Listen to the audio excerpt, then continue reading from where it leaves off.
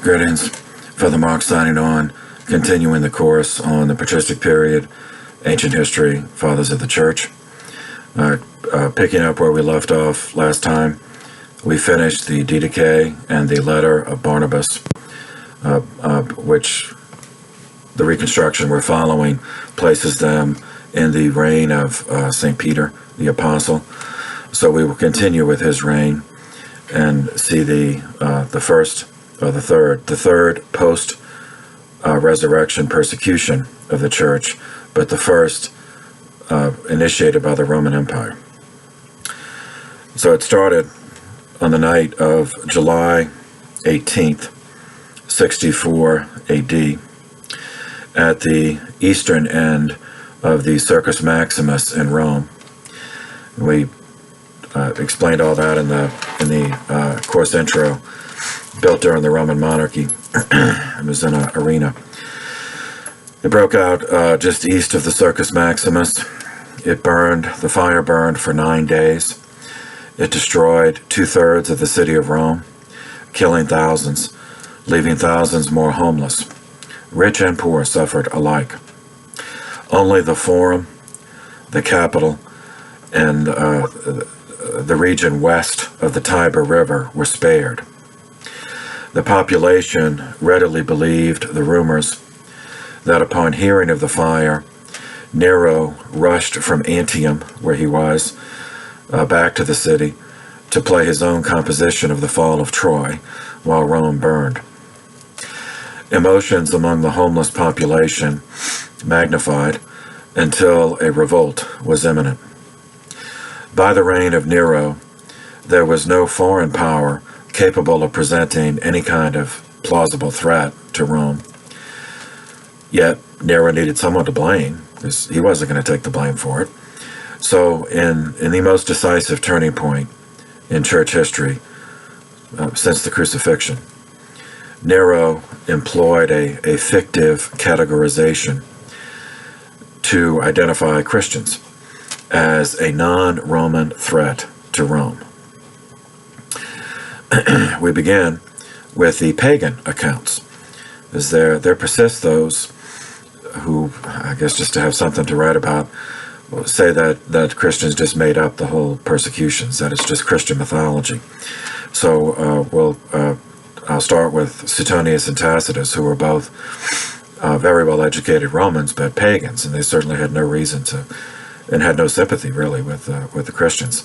So we'll start with their accounts and then go to the more detailed Christian accounts. So this is Suetonius.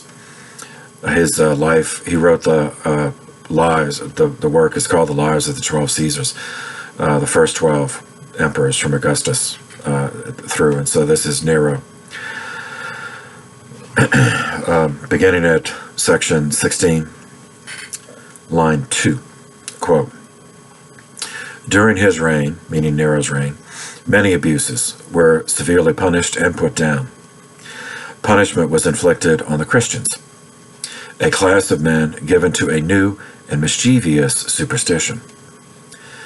Then skipping down to chapter 38, beginning at line 1, quote, "For under cover of displeasure at the ugliness of the old buildings and the narrow, crooked streets, he," meaning Nero, "set fire to the city, so openly that several ex-consuls did not venture to lay hands on his chamberlains, although they caught them on their estates with tow and firebrands, while some granaries near the Golden House, whose room he particularly desired, were demolished by engines of war, and then set on fire, because their walls were of stone. For 6 days and 7 nights destruction raged, while the people were driven for shelter to monuments and tombs. At that time, besides an immense number of buildings, the houses of leaders of old were burned, still adorned with trophies of victory, and the temples of the gods, vowed and dedicated by the kings, and later in the Punic and Gallic wars, and whatever else interesting and noteworthy had survived from antiquity. Viewing the conflagration from the tower of Maecenas, and exalting, as Nero said, in the beauty of the flames, he sang the whole of the sack of Ilium in his regular stage costume. End quote. Ilium was one of the names for Troy. The Iliad is, Virgil's story about the Trojan War, so the fall of Troy. So that's Suetonius. Now, moving on to Tacitus. This is in his Annals, Book 15, Chapter 38, beginning at line 1, quote, "There followed a disaster, whether due to chance or to the malice of the sovereign is uncertain, for each version has its sponsors, but graver and more terrible than any other which had befallen this city by ravages of fire. It took its rise in the part of the circus, touching the Palatine and Chalian hills, where, among the shops packed with inflammable goods, the conflagration broke out, gathered strength in the same moment, and impelled by the wind, swept the full length of the circus. For there were neither mansions screened by boundary walls, nor temples surrounded by stone enclosures, nor obstructions of any destruction to bar its progress.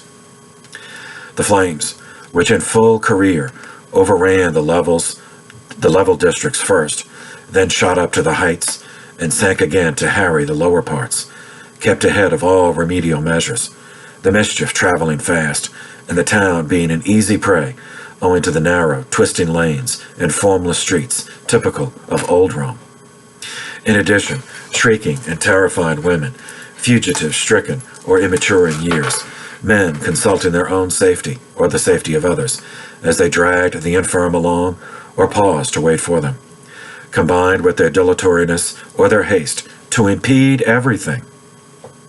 Often, while they glanced back to the rear, they were attacked on the flanks or in the front, or if they had made their escape into the neighboring quarter, that also was involved in the flames, and even districts which they had believed remote from danger were found to be in the same plight. At last, irresolute what to avoid or what to seek, they crowded into the roads or threw themselves down into the fields. Some who had lost the whole of their means, their daily bread included, chose to die, though the way of escape was open, and were followed by others, through love of the relatives whom they had proved unable to rescue. None ventured to combat the fire, as there were reiterated threats from a large number of persons who forbade extinction, and others who were openly throwing firebrands and shouting that they had their authority, possibly in order to have a freer hand in looting, possibly from orders received. Chapter 39. Continuing the quote, "Nero, who at the time was staying in Antium, did not return to the capital until the fire was nearing the house by which he had connected the Palatine with the gardens of Maecenas. It proved impossible, however, to stop it from engulfing both the Palatine and the house and all their surroundings. Still, as a relief to the homeless and fugitive populace, he opened the Campus Martius and buildings of Agrippa, even his own gardens, and threw up a number of extemporized shelters to accommodate the helpless multitude. The necessities of life were brought up from Ostia and the neighboring municipalities, and the price of grain was lowered to 3 sesterces. Yet his measures, popular as their character might be, failed in their effect, for the report had spread about at the very moment when Rome was aflame. He had mounted his private stage, and typifying the ills of the present by the calamities of the past, had sung the destruction of Troy." Chapter 40. Continuing the quote, "Only on the 6th day was the conflagration brought to an end at the foot of the Esquiline," that's one of the hills in Rome, "by demolishing the buildings over a vast area, and opposing to the unabated fury of the flames a clear tract of ground and an open horizon. But fear had not yet been laid aside, nor had hope yet returned to the people, when the fire resumed its ravages in the less congested parts of the city. However, so that, while the toll of human life was not so great, the destruction of temples and of porticos dedicated to pleasure was on a wider scale. The second fire produced the greater scandal of the two, as it had broken out on Aemilian property of Tigellinus and appearances suggested that Nero was seeking the glory of founding a new capital and endowing it with his own name. Interject here that Linus was the prefect of the Praetorian Guard, so one of Nero's men. Now back to the quote. Rome, in fact, is divided into 14 regions, of which 4 remained intact, while 3 were laid level with the ground. In the other 7, nothing survived but a few dilapidated and half-burned relics of houses. So skipping down to chapter 42, beginning at line 1, quote, however, Nero turned to account the ruins of his fatherland by building a palace, the marvels of which were to consist not so much in gems and gold, material long familiar and vulgarized by luxury, as in fields and lakes and the air of solitude given by wooded ground, alternating with clear tracts and open landscapes. The architects and engineers were Severus and Celer, who had the ingenuity and the courage to try the force of art even against the veto of nature and to fritter away the resources of a Caesar. So skipping down chapter 44 and then skipping down let's see, it's in chapter 44, not the whole chapter, an excerpt, quote, but neither human help nor imperial munificence nor all the modes of placating heaven could stifle scandal or dispel the belief that the fire had taken place by order. Therefore, to crush the rumor, Nero substituted as culprits and punished with the utmost refinements of cruelty a class of men loathed for their vices, whom the crowd styled Christians. Christus, the founder of the name, had undergone the death penalty in the reign of Tiberius by sentence of the procurator Pontius Pilate, and the pernicious superstition was checked for a moment, only to break out once more, not merely in Judea, the home of the disease, but in the capital itself, where all things horrible or shameful in the world collect and find vogue. First, then, the confessed members of the sect were arrested. Next, on their disclosures, vast numbers were convicted, not so much on the count of arson as for hatred of the human race. And derision accompanied their end. They were covered with wild beast skins and torn to death by dogs, or they were fastened on crosses, and when daylight failed, were burned to serve as lamps by night. Nero had offered his gardens for the spectacle, and gave an exhibition in his circus. Now, I should interject there. So remember earlier it said, so on the western side of the river, so classical Rome, that we think of the Forum and all, is on the eastern side of the Tiber River. On the western side of the river was like a suburb. It wasn't really, it was like a more rural. So the wealthy had villas there and parks, and Nero, of course, was one of them. The emperor had a villa there too. So that is now the Vatican Hill. On that, now it's all part, the city's grown, so it's all part of the city of Rome. But at that point, it was like going into the country, a country villa. But since it was an imperial villa, it was huge, and he had a park, and he had his own circus. So this is not the Circus Maximus, but it was the private circus of the emperor for when he wanted to have games and torture people when he was, out of town.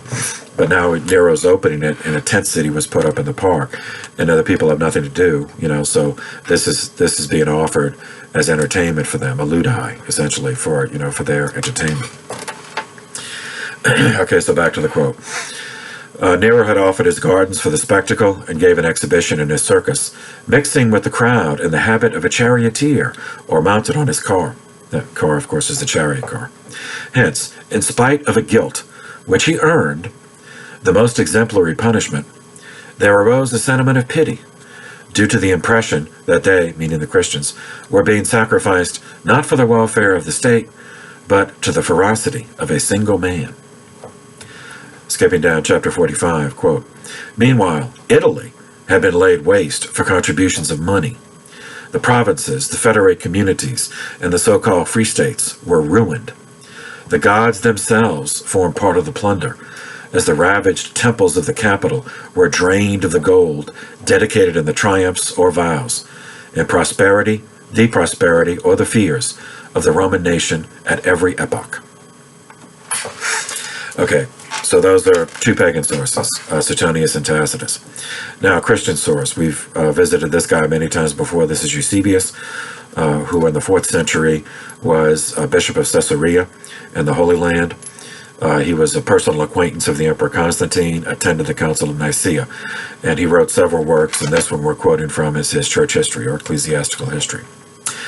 Book 2, chapter 25, beginning in section 1. Quote, when the government of Nero was now firmly established, he began to plunge into unholy pursuits, and armed himself even against the religion of the God of the universe. To describe the greatness of his depravity does not lie within the plan of the present work, as there are many indeed that have recorded his history and most accurate narratives. Every one may at his pleasure learn from them the coarseness of the man's extraordinary madness, under the influence of which, after he had accomplished the destruction of so many myriads without any reason, he ran into such blood guilt that he did not spare even his nearest relatives and dearest friends, but destroyed his mother and his brothers and his wife, with very many others of his own family, as he would private and public enemies, with various kinds of deaths. But with all these things, this particular in his catalogue of crimes was still wanting, that he was the first of the emperors who showed himself an enemy of the divine religion. The Roman Tertullian, I'll interject there, Tertullian's another father of the church in the 2nd century, and he'll have his own section. Because he wrote some extremely important things in church history. So he is the father of the church. So Eusebius is quoting him. Quote, the Roman Tertullian is likewise a witness of this. He wrote as follows, examine your records. There you will find that Nero was the first that persecuted this doctrine, particularly then when after subduing all the East, he exercised his cruelty against all Rome. We glory in having such a man the leader in our punishment, for whoever knows him can understand that nothing was condemned by Nero unless it was something of surpassing excellence. Thus, publicly announcing himself as the first among God's chief enemies, he was led on to the slaughter of the apostles. It is therefore recorded that Paul was beheaded in Rome itself, and that Peter likewise was crucified under Nero. This account of Peter and Paul is substantiated by the fact that their names are preserved in the cemeteries of that place, even to the present day. It is confirmed likewise by Caius, a member of the church, who arose under Zephyrinus, Bishop of Rome. I'll interject again.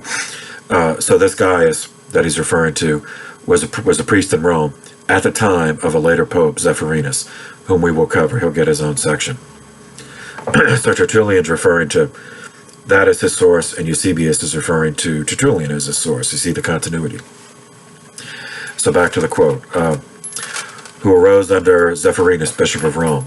He, Caius, in a published disputation with Proculus, the leader of the Phrygian heresy, that's Montanism, which we'll also talk about, speaks as follows concerning the places where the sacred corpses of the aforesaid apostles are laid. Now this is a quote from Caius. But I can show the trophies of the apostles, for if you will go to the Vatican or to the Ostian Way, you will find the trophies of those who laid the foundations of this church. And that they both suffered martyrdom at the same time is stated by Dionysius, Bishop of Corinth, in his letter to the Romans in the following words. You have thus, by such an admonition, bound together the planting of Peter and of Paul at Rome and Corinth. For both of them planted and likewise taught in our Corinth. And they taught together in like manner in Italy, and suffered martyrdom at the same time. I have quoted these things in order that the truth of the history might be still more confirmed. End quote. Okay, so the first Christians were executed on the charge of arson, but that could not be used indefinitely. So for the balance of the era of the persecutions, Christians were executed most often for maestas. Remember, we have seen that law used a number of times, which is generally translated as treason, which is true, but it's only part of the meaning. It's a much broader, meaning. It's an offense against the sovereignty of the Roman people, which we've seen Tiberius and Nero and other emperors use when they wanted to get rid of someone, to murder someone under color of law, who was not actually guilty of anything, of any real crime. Then they'd use this, to get rid of him. But now with the Christians, there's an added religious aspect to it. So you notice in the quote from Tacitus, he referred to them as enemies of the human race, Christians as enemies, and Suetonius referred to them as atheists. And we talked about from the Roman perspective what those meant. So yet an added element goes back to the fabricated Roman religion. Remember, invented by the invention started under the second king, King Numa. Part of the construct was that each Roman family, was believed to possess a genius. So it looks like a cognate with our English word genius, Genius, but it meant something different. So we use the term in English to refer to someone with a far above average intellect. But for the Romans, it was a term of paganism, because genius referred to a governing spirit which manifested itself in varying degrees in each generation of the family. So one family's genius might be for art, another for politics, another for military skill. The father, the paterfamilias, the head of the family, was responsible for advancing the fortunes of the household, and therefore at the same time following the genius of the family, and adding to the store of its knowledge. So if the father did his job well, following the genius, then his achievements would strengthen the genius. That's part of the pagan view of the deities, is that they actually fed, they derive strength from the worship that they received. The genius of the Roman nation, it was believed, was their virtus, the strength, which manifested itself in the Roman engineering skill, military ingenuity, battlefield discipline that built an empire from stolen territory. The custodian of this imperial genius, by the period we are now, was the emperor. The Romans sacrificed, when they offered sacrifices to the genius of the emperor, which they did, just like any other cult, it was an act of patriotic pride, like a pledge of allegiance, and a prayer for national prosperity. For Christians, of course, such a sacrifice would violate the first commandment. So once it was learned that Christians could be caught simply by ordering them to publicly sacrifice to the emperor, then Christians became easy targets. And since refusing to sacrifice to the emperor was tantamount to wishing harm to the empire, it could be interpreted as violating maestas, as harming an offense against the sovereignty of the Roman people. The Roman Empire persecuted the church on these terms, officially, for 249 years. Now, it was not continuous, it was not every day that this happened. So maybe the most accurate way to say is that Christianity remained illegal on those terms just described for the next 249 years. It remained an outlaw religion, meaning literally outside of the law. This is the background for the first papal letter, first letter of St. Peter, which Peter wrote at some point during the persecution, the first 2 or 3 years of Nero's persecution, so between 64 and 67. He addressed the problem of persecution directly in 1 Peter chapter 4, verses 12 through 19. Quote, "Beloved, do not be surprised that a trial by fire is occurring among you, as if that was something strange.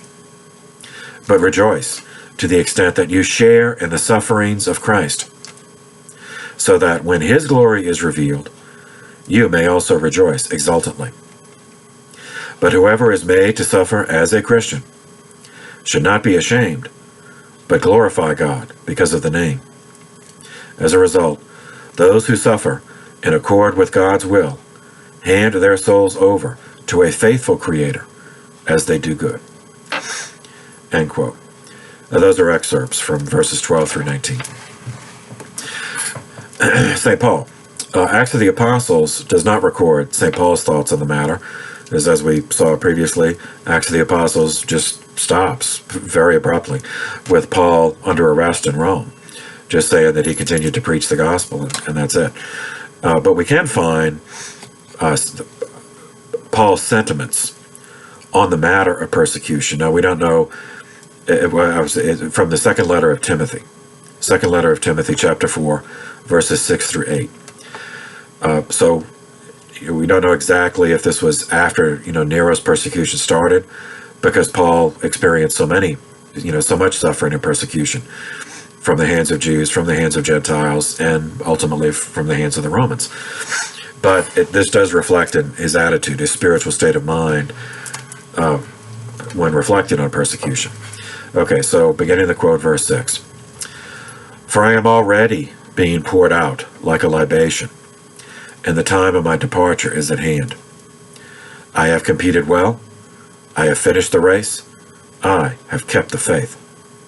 From now on the crown of righteousness awaits me, which the Lord, the just judge, will award me on that day, and not only to me, but to all who have longed for his appearance. End quote.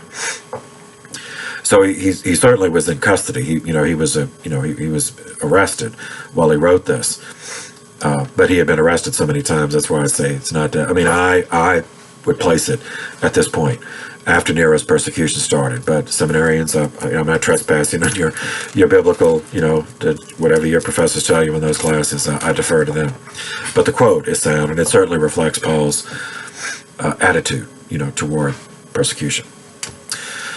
Okay, the spectacles of public sadism and homicide which followed are in continuity with the Roman version of human sacrifice, hematomancy, blood magic. This is the Muni and the Ludi that we covered earlier in the course. Similar spectacles took place each time Rome conquered a new people or suppressed a revolt. But because of its effect on church history, this one is the most important for us. On Vatican Hill, on the western bank of the Tiber River, the emperors maintained a large park, used as gardens.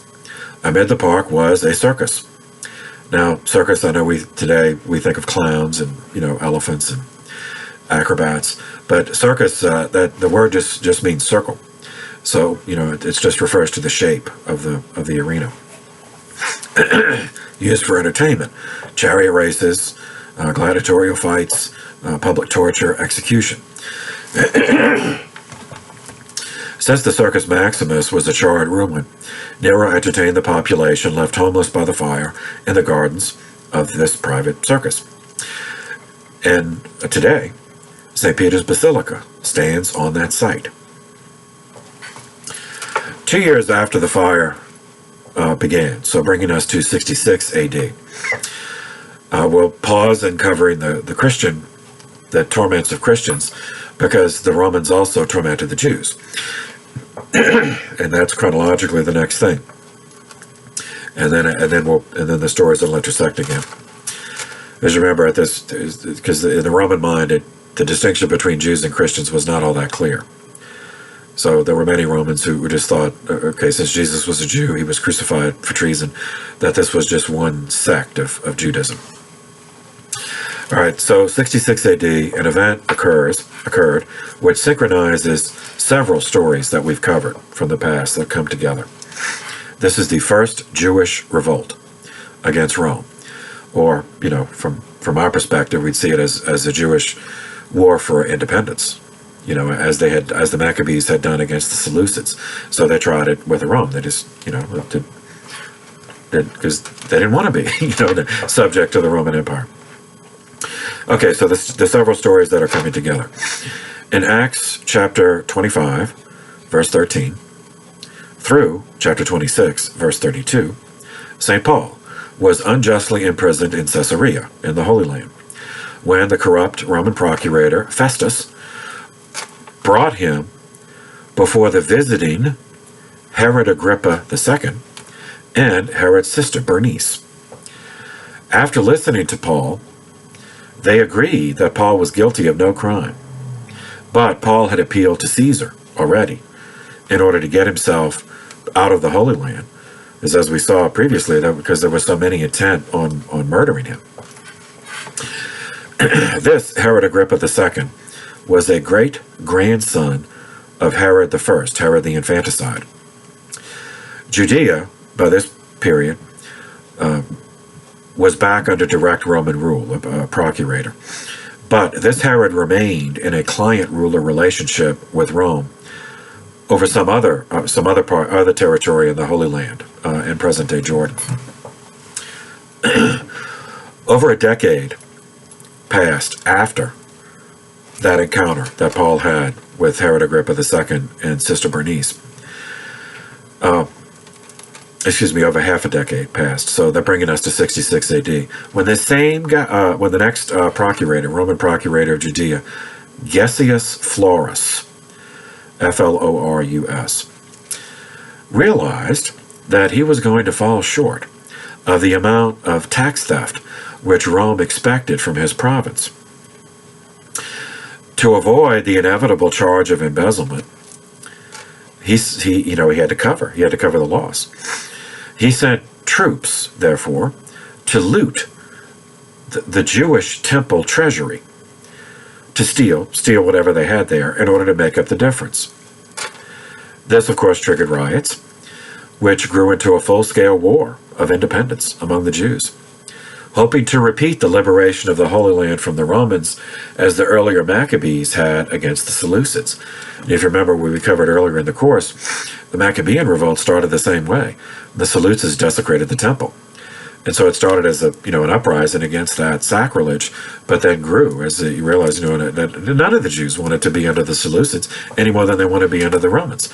So they thought, okay, this is our chance, get rid of the Romans.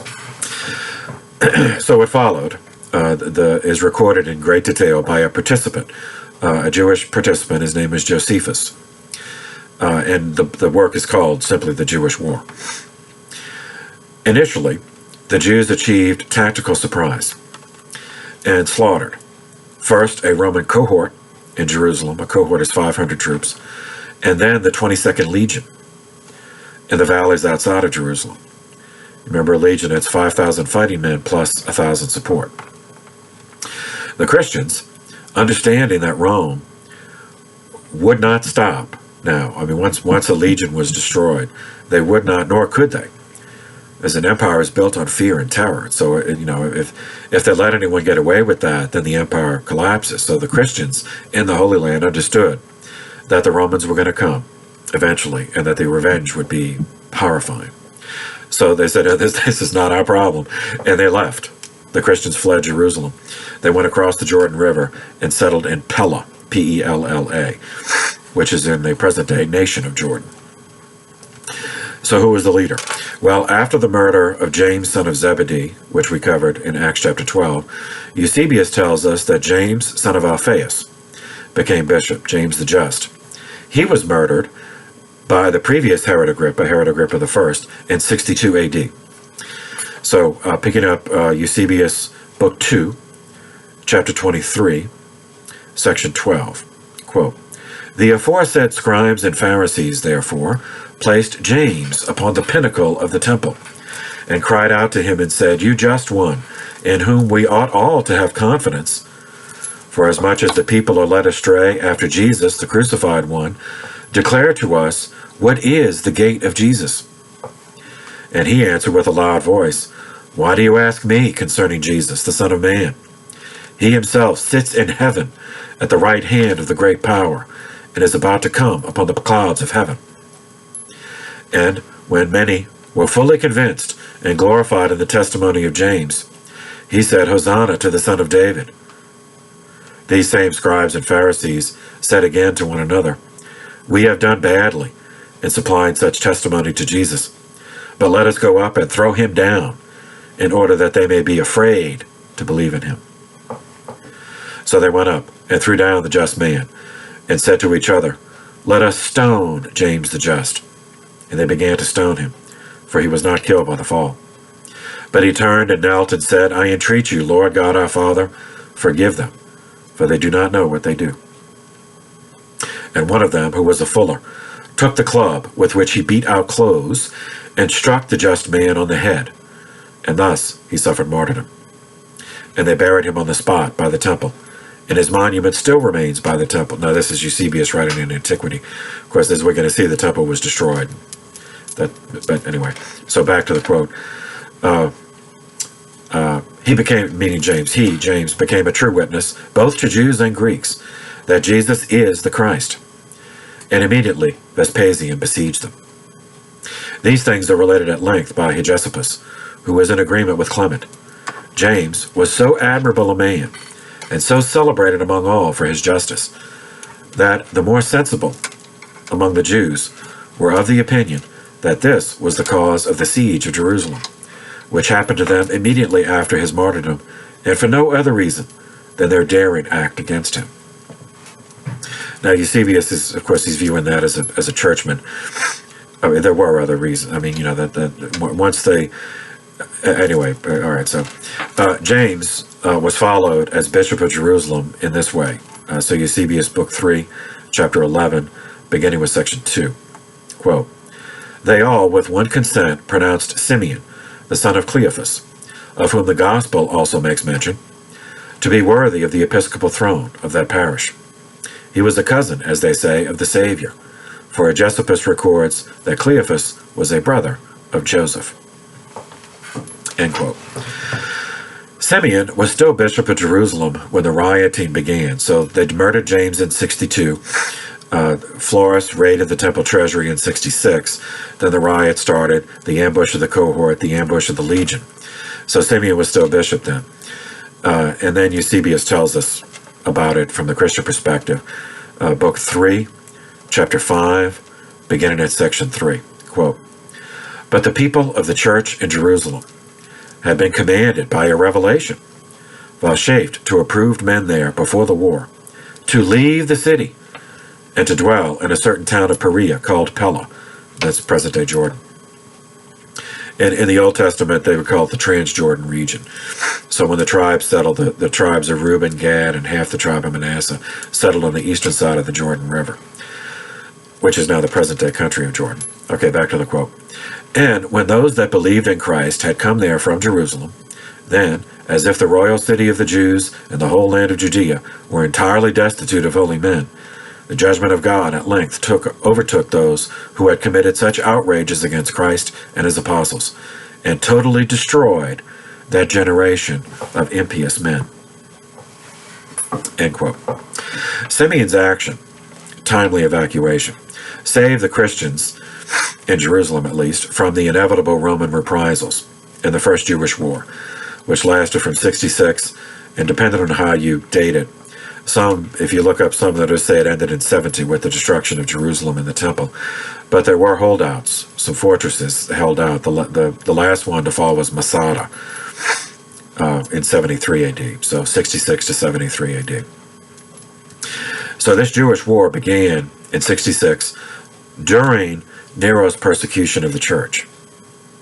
So it kind of validated, say, okay, so Christians, that's a sect of Judaism. And now here we have the Jewish homeland is revolted against Rome. So, you know, it kind of fed, you know, superficially to someone like Tacitus or Suetonius or other Romans. Oh, yeah, okay, that makes sense. You know, superficially it made sense, but obviously, it was not connected. All right, so Nero, what is he? So Nero, part of his pathology was that he regarded himself as a gifted musician, a gifted singer. And he periodically made tours throughout the provinces and performed, as a singer. And of course, whatever city he went to, they had to pack whatever arena he was in and cheer. And remember, this is not a free society. So it's a dictatorship. It's like, Stalin. They say his speeches, people, the applauding could go on for an hour because everyone was afraid to stop. No one wanted to be the first one to stop. So they just kept applauding until, Stalin would, okay, so it's all right. So it's an ego trip for Nero. So anyway, in his tour, he was happy to be in Greece when he heard about the Jewish revolt. Gallus was ordered to commit suicide because he lost the legion, but survived himself, and so he had to fall on his sword. So Nero gave the mission of suppressing the revolt to a career soldier whose life connects to two previously covered stories. This guy's name was Vespasian, Titus Flavius Vespasianus, but better known as Vespasian. Vespasian. Born 9 AD, and seminarians, just so you have the dates with you, he did become emperor. He reigned as emperor from 69 to 79 AD. Okay, Vespasian was born in a village northeast of Rome. His paternal grandfather was Titus Flavius Petronius. He was the father of Saint Petronilla, whom we covered earlier in the course. She was one of St. Peter's converts during his second residence in Rome. Vespasian was descended from her, St. Petronilla's older brother, Titus Flavius Sabinus the Elder. Okay, so now Vespasian, he served under Aulus Plautius, who, remember, was the husband of Saint Lucina, who in her pagan, the name of her birth name was Pomponia Graecina. So in her baptismal name was Lucina, so she's Saint Lucina. Aulus Plautius was commander of the Second Legion during the Roman theft of Britain from 43 to 47 AD. Vespasian served under Aulus Plautius in that campaign, earning battlefield promotion to the rank of centurion. Then continued, rose higher to the rank of legate of the region, legatus of the legion. After that, Vespasian ran for consul on his war record. Now, remember, in the Roman Republic, they had all the magistrates they served for 1 year in their office. And when they got, consul, consul, was the highest, that was the executive. And they had 2 a year. And after they served their year, then they would be a proconsul, and they were eligible to be appointed governor of a province or some other mission, And then, of course, they were automatically in the Senate. So he ran for consul on his war record and won in 51 AD, after which he was appointed proconsul in Africa. Now, that's Roman Africa. They never got the whole continent, so the Romans controlled from the Mediterranean coast in the north, south to the Sahara. They never got past the Sahara. When his term was done, his public career stalled. So Vespasian took up business in transportation, breeding and renting mules and wagons. Eventually, getting bored with this, Vespasian used his mistress's friendship with Nero's second wife, whom we've already met, Poppaea Sabina, to get invited on the imperial singing tour of Greece. Hoping he could ingratiate himself with Nero and then get appointed to another province. Now, okay, so that's how all these stories came together. Now, this provides a striking insight into Nero's governing methodology. After he murdered, Seneca and Burrus and all the people who were running the empire in the early years, now he got rid of all them. So this is how he handled things. So he received the news of the Jewish uprising in one of the provinces. He looked around the retinue, and he saw, Vespasian. Yeah, he was a general. Okay, you go and suppress this revolt, and I'll assign you 4 legions for that. You go put this revolt down, and that's it. That's it. That's how Nero ran his empire. Back in Rome, Saints Peter and Paul, along with thousands of others, were executed for the crime of Christianity. The Bible does not record their date of martyrdom, So we're left with a 4-year range of possibility, from 64 to 68 AD, from the fire of Rome until the death of Nero. 30 years earlier, Jesus warned Peter of his fate. This is recorded in the Gospel of John, chapter 21, beginning in verse 18. Quote, "Amen, amen, I say to you, when you were younger, you used to dress yourself and go where you wanted. But when you grow old, you will stretch out your hands, and someone else will dress you and lead you where you do not want to go." Jesus said this signifying by what kind of death he would glorify God. And when he had said this, he said to him, "Follow me." End quote. Eusebius tells us how this prophecy was fulfilled.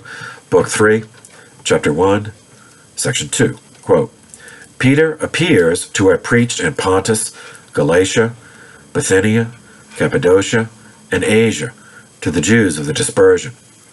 And at last, having come to Rome, he was crucified head downwards, for he had requested that he might suffer in that way." End quote. According to one ancient account, Peter was captured because of changes in the behavior of converts he made in the direction of chastity, which of course was a complete change from their previous pagan behavior. And that led their pagan acquaintances to become suspicious, had them followed. And that's how Peter was captured.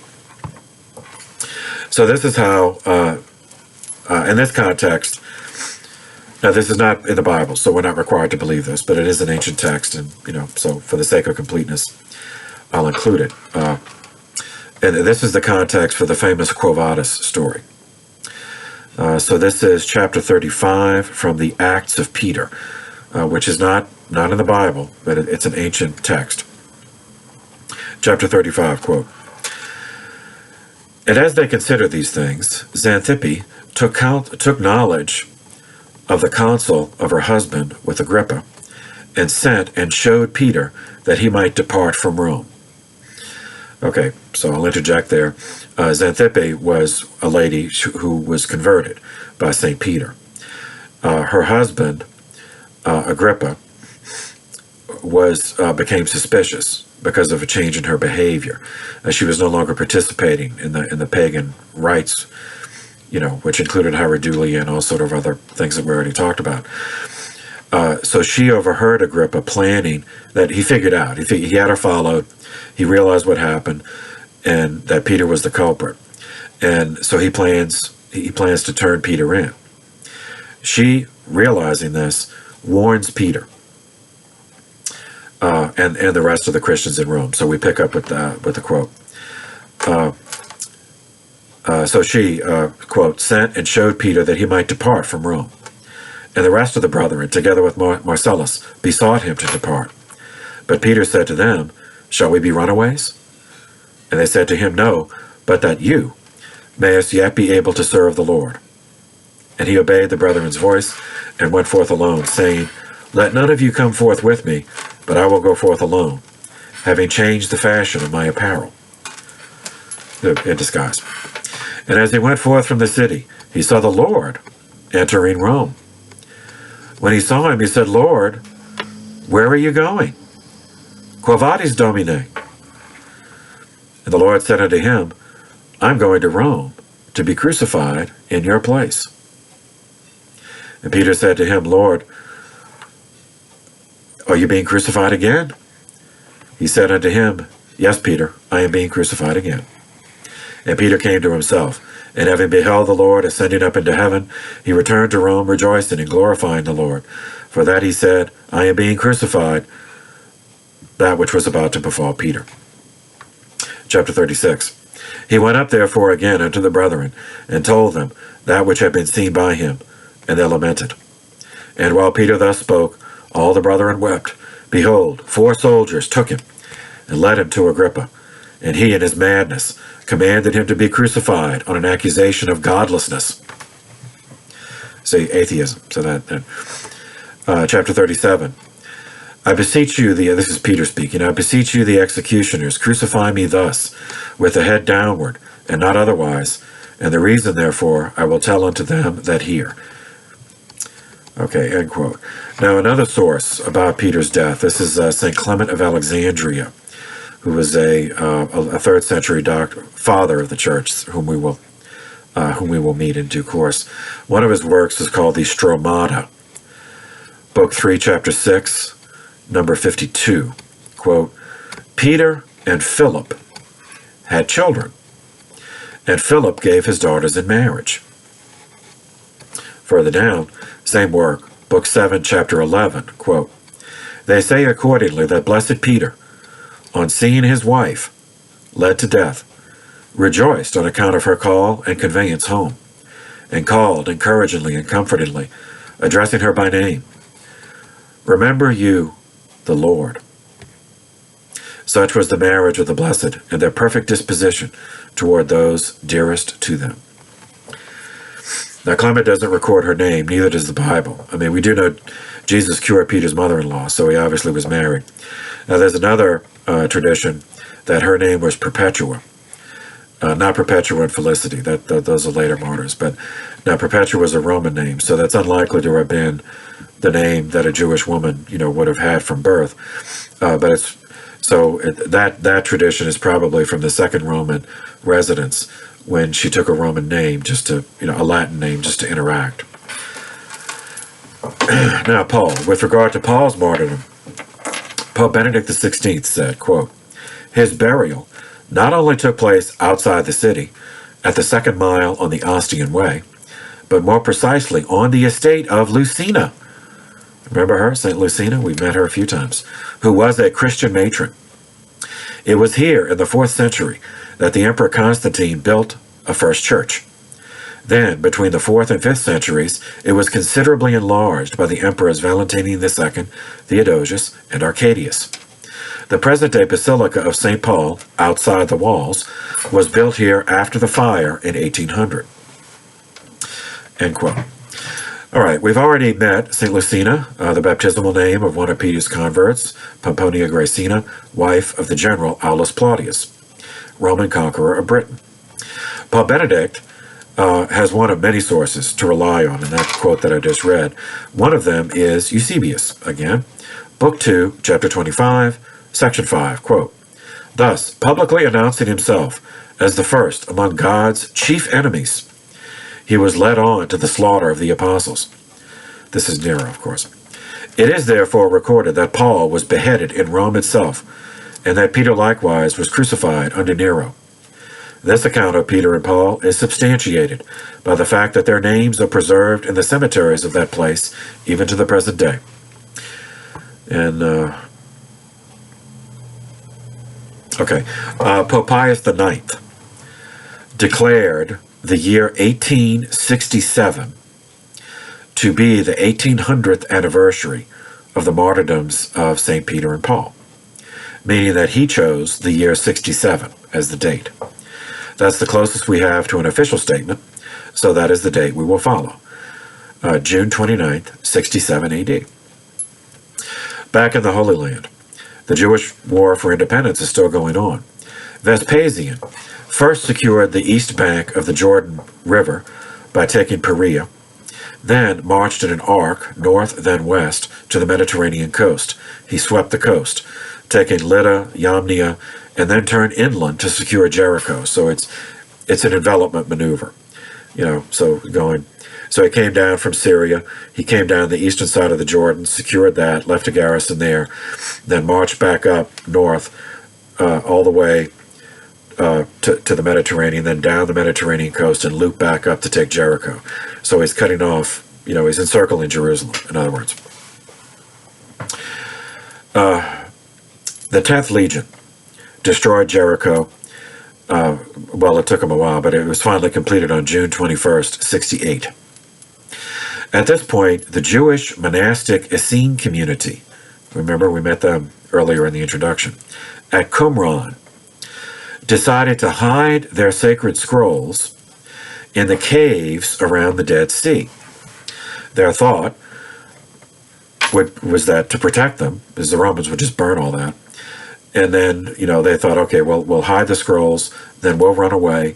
Then when the Romans have finished, then we'll come back and get them. Well, that's not what happened. They did hide the scrolls.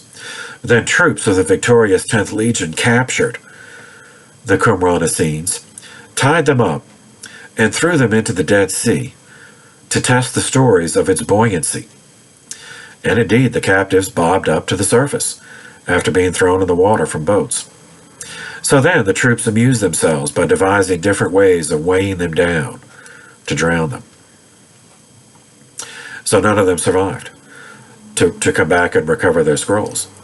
The scrolls remained there in those caves until they were accidentally discovered in 1946. These are the Dead Sea Scrolls. Overlapping the persecution of Christians and the suppression of the Jewish uprising in the Holy Land, Rome matched them by descending into its own civil war, granting a temporary reprieve to both Christians and Jews. And this was the death spiral of the Julio-Claudian dynasty, leading to the year of the four emperors and the replacement with a new dynasty, the Flavian dynasty. That uprising, interestingly, began as another tax revolt. So the Jewish started as it wasn't really it was taxes, but the Jews didn't revolt against the taxes. It was because Gallus was stealing, from the temple. But anyway, they were both connected to Roman tax theft policy.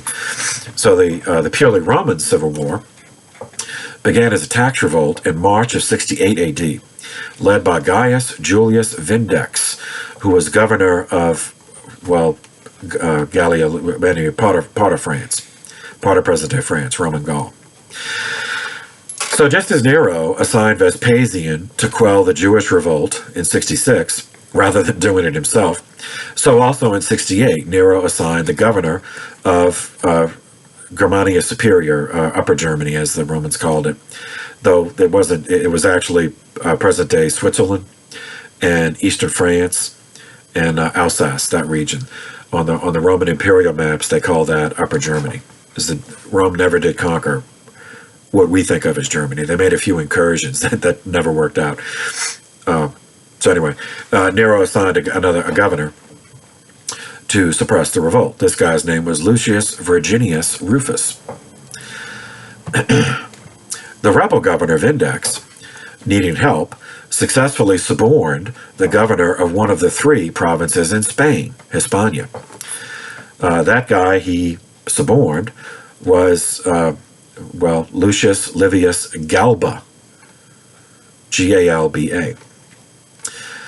At the Battle of Asensio, which is now Besançon in France, in May of 68, Virginius's forces easily defeated those of Vindex, and Vindex fell on his sword rather than be captured. Virginius's legions then attempted to proclaim him as emperor, but he refused. He refused to act against Nero. He was still loyal, at least to the empire, if not to Nero personally. But the other guy, Galba, the governor of northeastern Spain, had already declared for the traitor. So now he was the traitor. So he had to achieve total victory or die. So he had his troops proclaim him as imperator the following month, on June 8th, 68 AD. 11 days before Vespasian's troops destroyed the city of Jericho. The next day, June 9th, 68, the prefect of the Praetorian Guard, Gaius Nymphidius Sabinus, abandoned Nero and declared for Galba. Nero then fled Rome as the Praetorian Guard. That was like his secret service. That was his bodyguard. So if the head of that is turned on him, Nero panicked. He fled Rome. He was accompanied by only 4 freedmen who remained loyal. When a detachment of troops caught up with them and stated their orders that Nero was to be arrested, brought back to Rome for execution, Nero had one of the freedmen help him commit suicide. Nero, he couldn't fall on the sword himself, but he had one of his freedmen help him. It happened to be the anniversary of Nero's murder of his own first wife, who was also his stepsister, Octavia. With this, Nero's death, June 9th, 68 AD, the Julio-Claudian dynasty ended, which consisted of 5 emperors. One historian, his name's escaping me, but he called it a tragedy in 5 acts, with the 5 emperors. Seeking help to solidify his position as usurping emperor, Galba then suborned another governor, this one the governor of Lusitania, which is present-day Portugal. This guy's name was Marcus Salvius Otho, O-T-H-O. They combined their legions into a substantial army and proceeded to march toward Rome. Marching 2 armies from Spain to Rome took them 6 months, which normally it wouldn't if they were forced marching, so they were taking their time gathering other allies. Then, on January 1st, 69, Galba used his troops to intimidate the Senate into recognizing him as consul. But the 4th and 22nd legions of Upper Germany refused to swear loyalty to him. The next day, the legions of Germania Inferior, which means Lower Germany, again, it's not what we think of as Germany. It was on the west bank of the Rhine, but closer to the North Sea. So the capital was Cologne. It included modern-day Luxembourg, southern Netherlands, part of Belgium.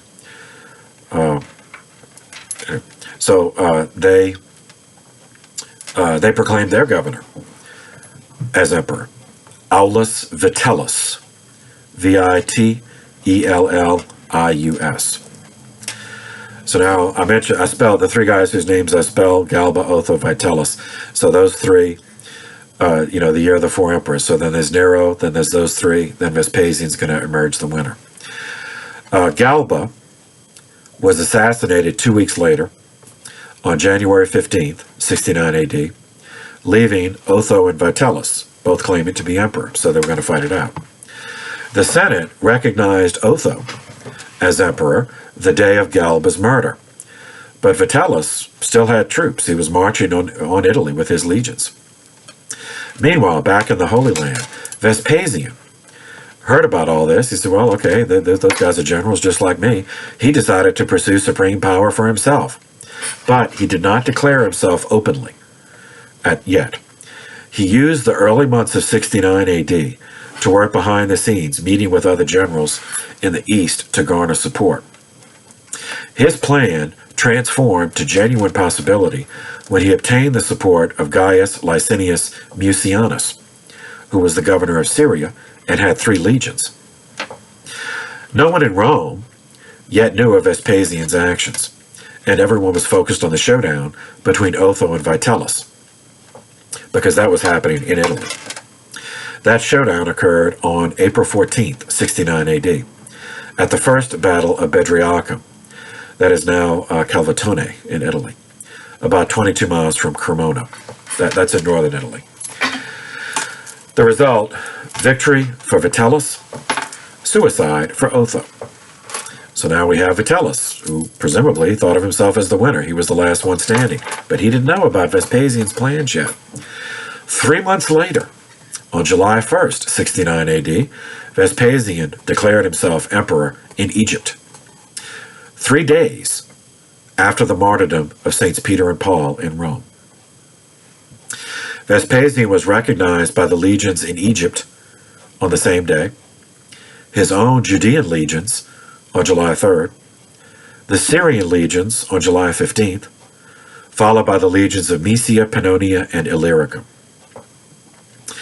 With his army then, Vespasian then invaded Italy. He engaged Vitellius at the Second Battle of Bedriacum on October 24th, 69 AD. The result, Vitellius was defeated, captured, and chained for future use. The Senate then recognized Vespasian as the 9th Princeps et Imperator on December 21st, 69 AD. The chained Vitellius was executed in Rome on the next day. Vespasian then became the first of the new Flavian dynasty, referring to his gens, the Flavian gens. As stability returned, the temporary reprieve given to the Jews who had the Jewish uprising in the Holy Land, came to an end. Vespasian had to stay in Rome to solidify his position, but he assigned his eldest son, Titus, to finish the job of capturing Jerusalem. 40 years earlier, Jesus had foreseen what would happen. Gospel of Luke, chapter 19, verses 43 and 44.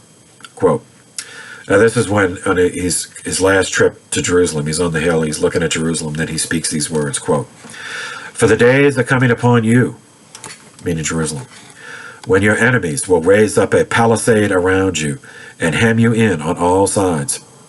They will smash you to the ground and your children within you. They will not leave one stone upon another within you, because you did not recognize the time of your visitation. End quote. So Jesus prophesied how Titus would take Jerusalem. He adopted the strategy used by Julius Caesar at Alesia during the Gallic Wars. That's the strategy of circumvallation. This is something only the Romans could do. So this involved a target city and building a wall completely around the target city. Then building another wall around that wall. So the city was cordoned off, and the besieging troops could harass it at will. But also those besieging troops were protected by the outer wall in case of an enemy force, an allied force coming to rescue the besieged city. Circumvallation. Only the Romans could do that. The siege lasted for 7 months. Starvation gripped the city. Cannibalism became rampant.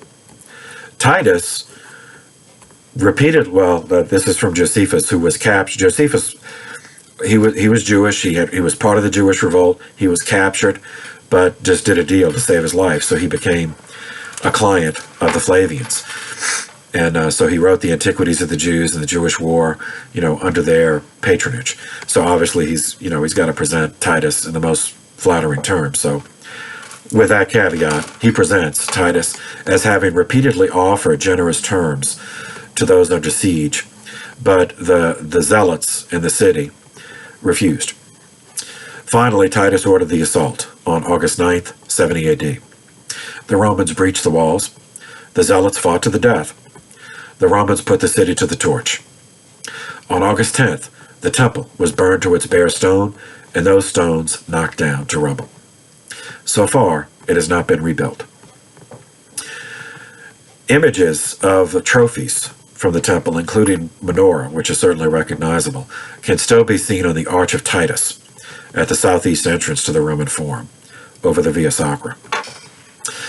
Okay, so how did Josephus describe it? He was there, remember, so this is even with the caveat about how he has to be careful how he presents the Romans, still, he was there.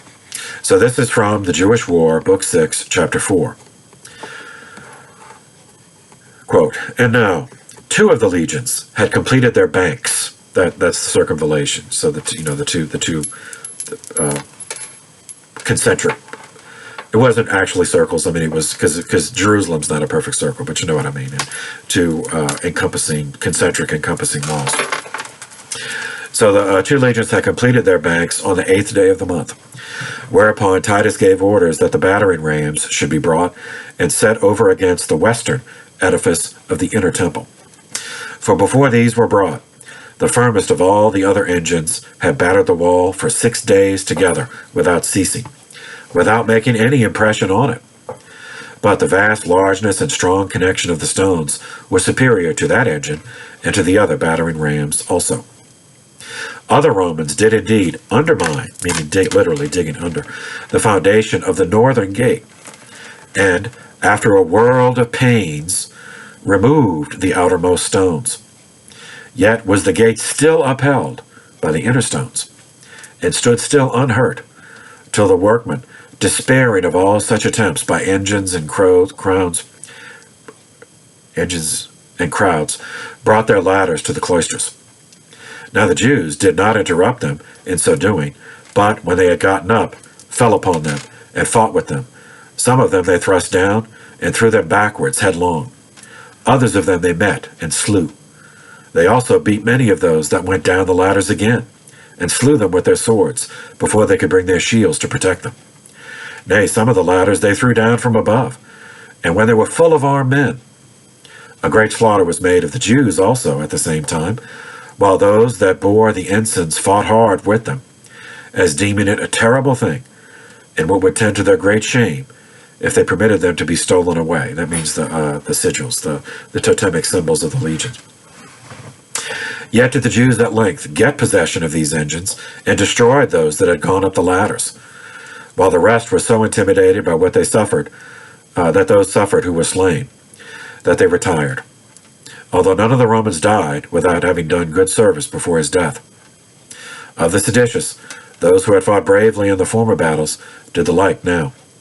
And besides them did Eleazar, the brother of Simon, he's naming the people, that's basically the zealot leaders.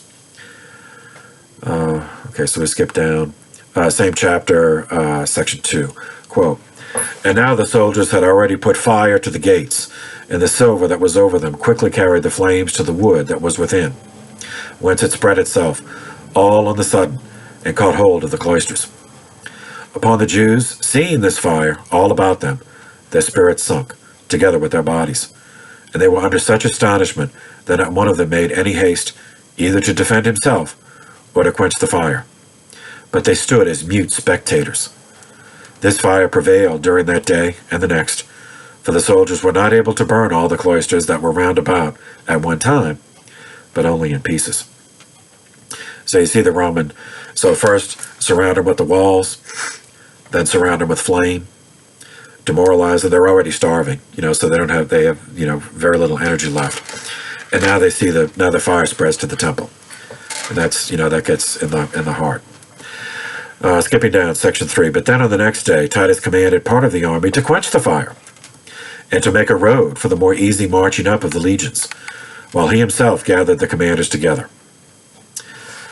I'll skip that. He has a long discussion. Okay, section 4. "Now it is true that on this day the Jews were so weary and under such consternation that they refrained from any attacks. But on the next day they gathered their whole force together, and ran upon those that guarded the outward court of the temple very boldly, through the east gate, and this about the 2nd hour of the day, until about the 5th hour of the day they were overborne, and shut themselves up in the inner court of the temple." So they managed to fight again. Be starving, dehydrated. They're fighting to the death. Section 5, quote, "So Titus retired into the tower of Antonia, and resolved to storm the temple the next day, early in the morning, with his whole army, and to encamp round about the holy house. But as for that house, God had, for certain, long ago doomed it to fire. And now that fatal day was come, according to the revolution of ages. It was the 10th day of the month, upon which it was formally burned by the king of Babylon." Remember that's when King Solomon's temple was burned. We talked about that earlier in the course. Which began the Babylonian captivity. Skipping down, continuing the quote from section 5. "Those who guarded the holy house fought with those that quenched the fire that was burning the inner court. But these Romans put the Jews to flight, and proceeded as far as the holy house itself, at which time one of the soldiers, without staying for any orders, and without any concern or dread upon him at so great an undertaking, and being hurried on by a certain divine fury, snatched somewhat out of the materials that were on fire, and being lifted up by another soldier, he set fire to a golden window, through which there was a passage to the rooms that were round about the holy house on the north side of it. And the flames went upward. The Jews made a great clamor, such as so mighty an affliction required, and ran together to prevent it. And now they spared not their lives any longer, nor suffered anything to restrain their force, since that holy house was perishing, for whose sake it was that they kept such a guard about it." Skipping down, section 6, but same chapter. They were everywhere slain, and everywhere beaten, and as for a great part of the people, they were weak and without arms, starving, and had their throats cut wherever they were caught. Now round about the altar lay dead bodies, heaped one upon the other, as at the steps going up to it ran a great quantity of blood, whither also the dead bodies were slain above on the altar, fallen down. Okay, then he goes on like that, so that's the...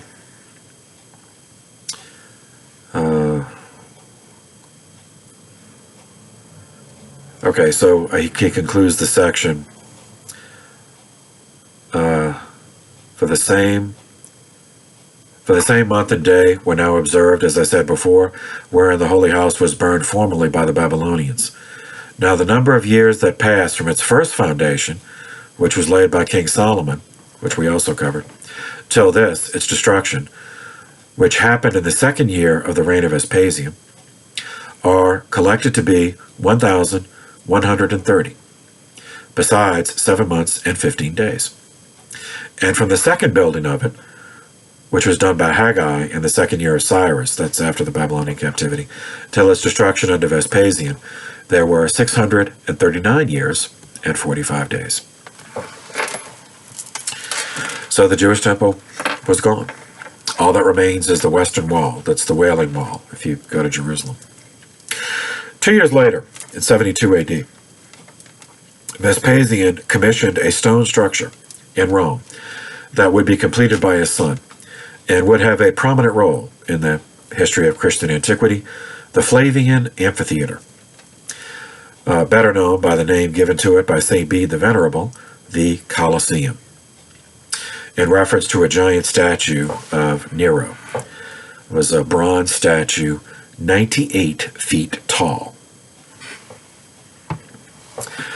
Vespasian chose a large plot between the Chalian and the Esquiline hills on the estate of Nero's Golden House, which Nero built on a part of the city cleared by the fire to be a 300-acre private estate for himself, which of course fueled the rumors that that's why Nero burned Rome, to make room for that. So by Vespasian putting the Colosseum there, the Colosseum is a venue for public entertainment, so he shrewdly transformed the Golden House, the Domus Aurea, from a symbol of Nero's despotism into a place for public entertainment. And of course, that's free. Remember, this is the Rome de Ludi. That's all provided free by the government.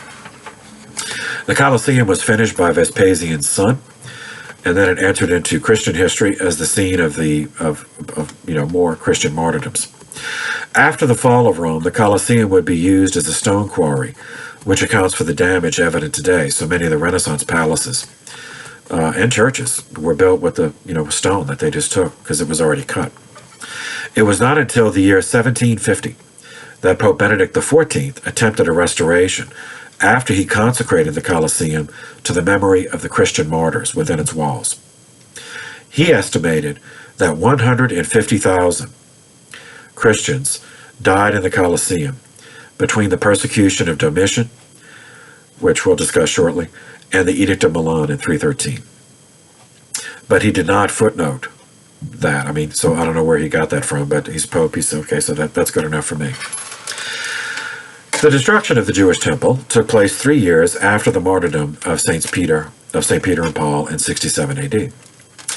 A future synod held at the Lateran, closing on April 12, 769, during the reign of the 94th Pope, St. Stephen III, provides us retrospective evidence with regard to papal succession, what happened after Peter died.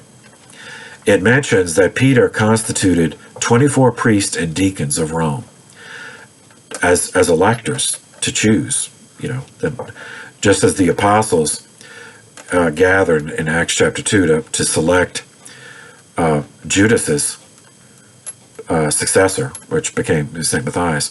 So Peter used this model to choose his own successors. And that is the remote origin of the College of Cardinals. Of course, they weren't using that term yet, but there's the idea of how the popes would be chosen. Now, so who was chosen? We know from a later medieval compilation called the Liber Pontificalis, the Book of Popes, that Peter ordained during his life at least 3 bishops in Italy. One of them was chosen to be his successor, Linus, Pope Linus. So Pope number 2. Now, I should say, in some papal lists, they would number the popes just as successors of Peter. So there'd just be Peter, and then Linus would be the first pope, meaning successor of St. Peter. But the list, the way I'm doing it, is that Peter was the first pope, and Linus is the second pope. Okay, who was this guy? Linus was the son of Herculanus and Clodia. So he was Italian. Born in Tuscany, Italy. He's mentioned in the New Testament by St. Paul as being among the Christians Paul knew. This is in his second letter to Timothy, chapter 4, verse 21. Beginning at verse 19, 19 through 22. Quote, "Greet Prisca and Aquila and the family of Onesiphorus. Erastus remained in Corinth while I left Trophimus sick at Miletus. Try to get here before winter. Eubulus, Pudens, Linus, Claudia," who was his mother, "and all the brothers send greetings. The Lord be with your spirit. Grace be with all of you." So Linus, he was... Peter ordained Linus a bishop in 56 AD during the consulship of Saturninus and Scipio. Linus became second pope during the consulship of Capito and Rufus when Peter was martyred. St. Jerome confirms that Linus was the second, and Cletus, often shortened to Cletus, was the third, the Bishop of Rome, with Clement being the fourth. Linus ordained 15 bishops and 18 priests, perpetuating the apostolic succession, as had Peter. The LP, the Liber Pontificalis, records that Pope Linus commanded women to veil their heads when entering the place where Mass was offered. But no reason is given. Yet there is some New Testament antecedents to this. First letter to the Corinthians, chapter 11, verse 5, quote, "But any woman who prays or prophesies with her head unveiled brings shame upon her head. For it is one and the same thing as if she had had her head shaved. For if a woman does not have her head veiled, she may as well have her hair cut off. But if it is shameful for a woman to have her hair cut off, or her head shaved, then she should wear a veil. A man, on the other hand, should not cover his head, because he is the image and glory of God, but woman is the glory of man." End quote. So that's 1 Corinthians 11, verses 5 through 7. Linus reigned for 11 years, 3 months, and 12 days, until he was martyred on September 24th, and he was buried near St. Peter, on the Vatican Hill. Obviously, the Vatican, St. Peter's Basilica wasn't there yet, but near St. Peter. During his pontificate, during the pontificate of Linus, another of the apostles died. This was St. Thomas, Doubting Thomas. On the 3rd of July, 72, in Mylapore, near Chennai, which was previously Madras, that is in India. Today's the Tamil Nadu state of India. Eusebius, again, his Ecclesiastical History, Book 3, Chapter 1, Section 1, quote, "Such was the condition of the Jews. Meanwhile, the holy apostles and disciples of our Savior were dispersed throughout the world. Parthia, according to tradition, was allotted to Thomas as his field of labor, Scythia to Andrew, and Asia to John, who, after had lived some time there, died at Ephesus." Okay, Thomas the Apostle, Didymus the twin, Doubting Thomas, because... all right, so the overland route to India followed the spice road to northern India From there, Thomas could have headed south. The sea route, we covered previously, went down the Red Sea, then followed the Arabian Peninsula coast to the west coast of India. Whichever route he followed, Thomas ended up on the Malabar coast in present-day Kerala state, India. In 52 AD, settling first in Muziris, M-U-Z-I-R-I-S. That's modern-day North Paravur, P-A-R-A-V-U-R, in Kerala state, India. That's K-E-R-A-L-A. So that was his base. From that base, Thomas established 7 churches in Kerala that are named in the accounts, and baptized 7 families, at least 7 families who are named. And those are the first fruits of his ministry. In the absence of Roman roads in India, the Romans never conquered India. In the absence of that, Thomas then followed in his missions, followed either the coast or a river, the Periyar River, P-E-R-I-Y-A-R. And the cities that he visited included, they had population. I mean, not large, of course, but not the majority. But he would have met Western merchants, Greeks, Jews, Arabs, even some Romans. As we covered, the sea route that we covered. So they had the northern route over land and the southern route by sea. A local king named Mizdeus was infuriated after Thomas converted his queen and his queen's sister and the king's sister-in-law and her friend, converted them away from Hinduism, which was polytheistic and is still a polytheistic religion.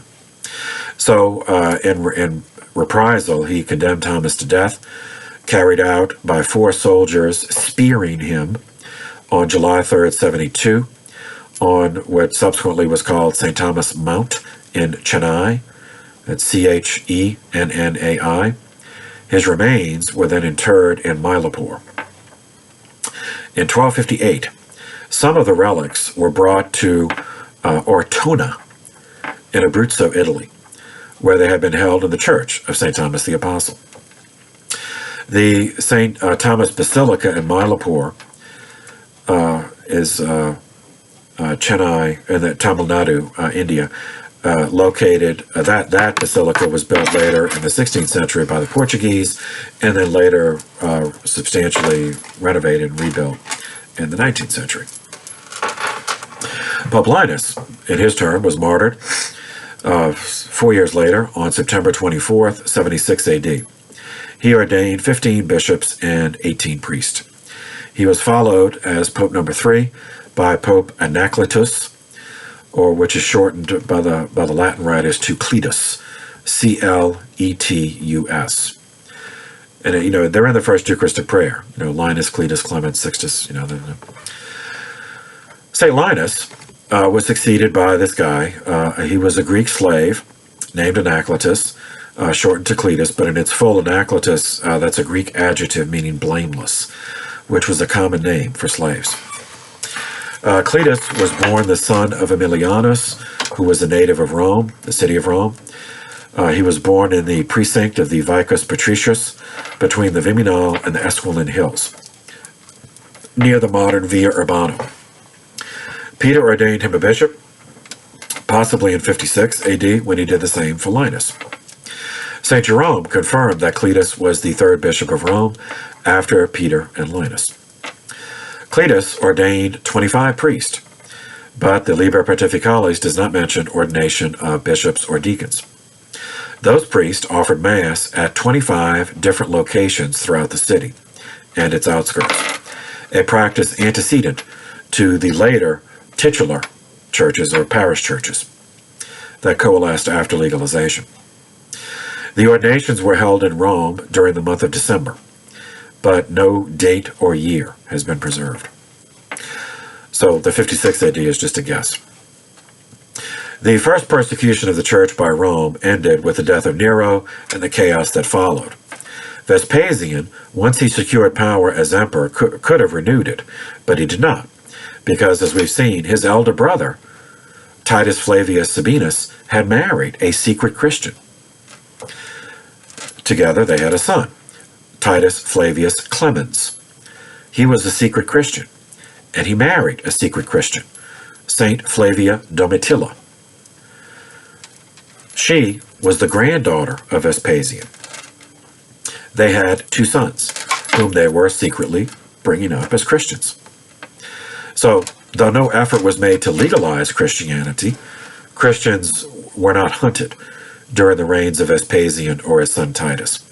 So that's what I meant earlier when I said that, the Roman persecution was 249 years, but it was not every day. So Christianity was illegal. It was, was an outside of the law religion. But it's not like every Roman was hunting Christians every day. There'd be periodic outbursts. During the reign of Cletus, we meet Gnosticism again. I've alluded to this earlier in the course, promised we'd get to it again, so here it is. Derived from the Greek word gnosis, that's Gnosis, just a word just means knowledge. Gnosticism is generally treated as a Christian heresy, which promises salvation through the possession of secret knowledge available only to a chosen elite. So for Gnostic Christians, Jesus didn't come to save everybody. He just came to save the elite. Now, that description is accurate. However, viewing the broader context, which is that's one of why I spent so much time on the earlier in the course on the context. Gnosticism was in continuity with the recurring cycles of syncretism that inevitably take place within multicultural empires. Which means that its antecedents, the antecedents of Gnosticism, the foundations of Gnosticism, were pagan. And that proved to be a highly effective tool of the demonic to use against ancient Christianity. So, a more accurate definition of Gnosticism, this is just me, I think, would define it as a paganized version of Christianity, rather than just a purely Christian heresy. So I think of the heresies, that, like today, that, Catholics and Calvinists differ on sacraments, the understanding of the sacraments. But Gnosticism is more. So I see it more as a paganized version of Christianity. But whichever, heresy or, it was very, very destructive. As was the case with its pagan heritage, Gnosticism underwent almost continuous mitosis, so that it would be simplistic to treat all versions as being the same. St. Irenaeus, who later wrote a long, very, very, very long work about this, titled Against the Heresies, commented that every day, every one of them invents something new. That's in Against the Heresies, Book 1, Chapter 18, Section 1. That said, there are some core elements of Gnosticism that can be identified. From the cycle of syncretism that took place under the Persian Empire, which I won't repeat because we already covered, so you should have it in your notes, what was appropriated, Hindu dualism, as filtered through Zoroastrianism, meaning the belief that the material world, everything material, is intrinsically evil. Babylonian astrology, used to provided the conceptual image of the world as being a material prison for souls. The world, as they understood it, was surrounded by celestial bodies, the sun, the moon, and 5 of the they knew of 5 of the planets, the 5 known planets. Each of the planets was in a sphere, which they can see, how do they stay up there? Well, they're in a crystalline sphere. So the sphere is, you don't see the sphere, but it's there. It's like a transparent sphere. And they're concentric. So you have the sun is in a sphere, the moon, then each of the 5 planets, these concentric spheres. Now, here we see, now the pagan, why I say it's paganized. Each of those spheres is dominated by a malevolent being called an archon. The archons together function to prevent souls from escaping the material world prison. So each archon functions as a warden within its sphere, or within its cosmic, of the cosmic prison. Some versions of Gnosticism held that creation, the physical world, was the work of the archons, that they made it themselves. Whereas other versions of Gnosticism believed that the archons were the servants of another malevolent being, like an evil god, it's called the demiurge. Now, I know that doesn't sound right in English.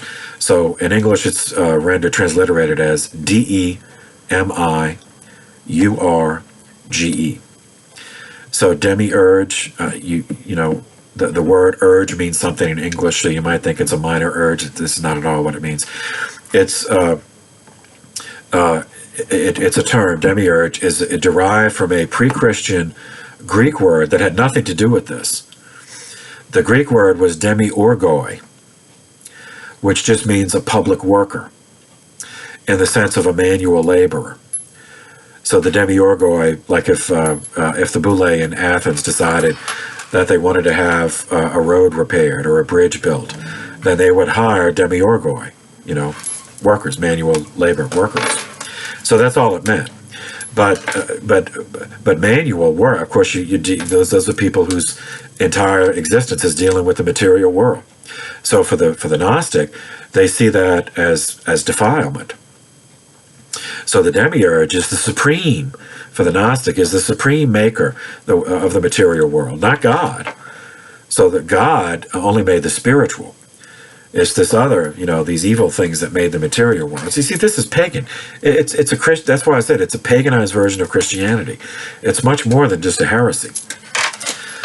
Okay, so this was taken over by Gnostics, the demiurge, because of the connotation, working with your hands, material image of creation. Another element Gnosticism extracted from Babylonian astrology was belief in fate. Remember that? Fatalism doesn't mean depression. It means someone who believes in fate. And that is part, for the Gnostic, that is part of the prison function of material creation as a method of governance used by the archons. So the Greek word for it is hymarmene, which means universal fate. Right? Now, remember the Hellenistic cycle of syncretism that took place after Alexander the Great had united all the lands from Greece and Egypt all the way to India. So Hindu reincarnation, expressed in Gnosticism as the eternal pre-existence of and the transmigration of souls into a series of body prisons. So body is just a prison for the soul. And again, they differ on whether these were created by the demiurge or the archons, but they all saw the body as a prison, as the cell. So the whole cosmos, the world, the material world is the prison. The body is the cell in which the soul is imprisoned. Greek philosophy. Gnosticism appropriated from Greek philosophy elitism. The presumption that the study of philosophy is only for the elite, only for those with a superior intellect, and, of course, sufficient prosperity to attain literacy and leisure time. To just sit around, for years, just thinking about the nature of the world. Not everybody can do that. The people have to work. So only such individuals were capable of learning wisdom. So when absorbed by Gnosticism, this elitism was applied to the special gnosis, the special knowledge of each of these variant systems, attainable only by an elite few. So not everybody is supposed to be saved. From the generalized pagan belief in theurgy, or magic, the Gnostics connected their secret knowledge with increasing magical abilities that would enable a soul at death to get farther and farther away from the world prison until eventually they would escape. So the way they conceived it, so when the body dies, your soul has a chance to get out. your cell is opened. But the world itself is still a prison, so the soul tries to ascend, but then it hits the first of the spheres, and the sun. So the archon would stop it, and then bounce the soul back. So then the soul is imprisoned in another cell, another body. But if that then obtains more secret knowledge in that cycle of life, then when that second body dies, it knows enough magic to elude the first archon, get through the first sphere, but then the second sphere, the moon, then that archon would stop and bounce it back. So then it goes on and on and on, until eventually you get past the sphere of the sun, the moon, the 5 known planets, and then you're free. That once the soul gets past all of the spheres, then it's back in the empyrean, the non-material, non-spatial realm of the spirit created by God, the realm of light. So all of these elements existed prior to the incarnation of Christ. And there was at least one identifiable Gnostic movement, pre-Christian Gnostic movement in Egypt called Scythianism. The manner in which Gnosticism added selected elements of Christianity to its collection brings us back to Acts of the Apostles, chapter 8. Recall that in the year 37 AD, Stephen, the deacon, was murdered for his faith. Recall also that many believers dispersed, some founding a Christian community in Antioch. Among this dispersion was St. Philip, one of Stephen's fellow deacons. He preached in Samaria, achieving great success, even converting and baptizing Simon Magus, a Samaritan claiming to be a magician, practicing theurgy. But when Peter and John came to pray for the Spirit to descend on those baptized by the deacon Philip, which is the first scriptural evidence for confirmation, Simon Magus saw this and assumed it was magic.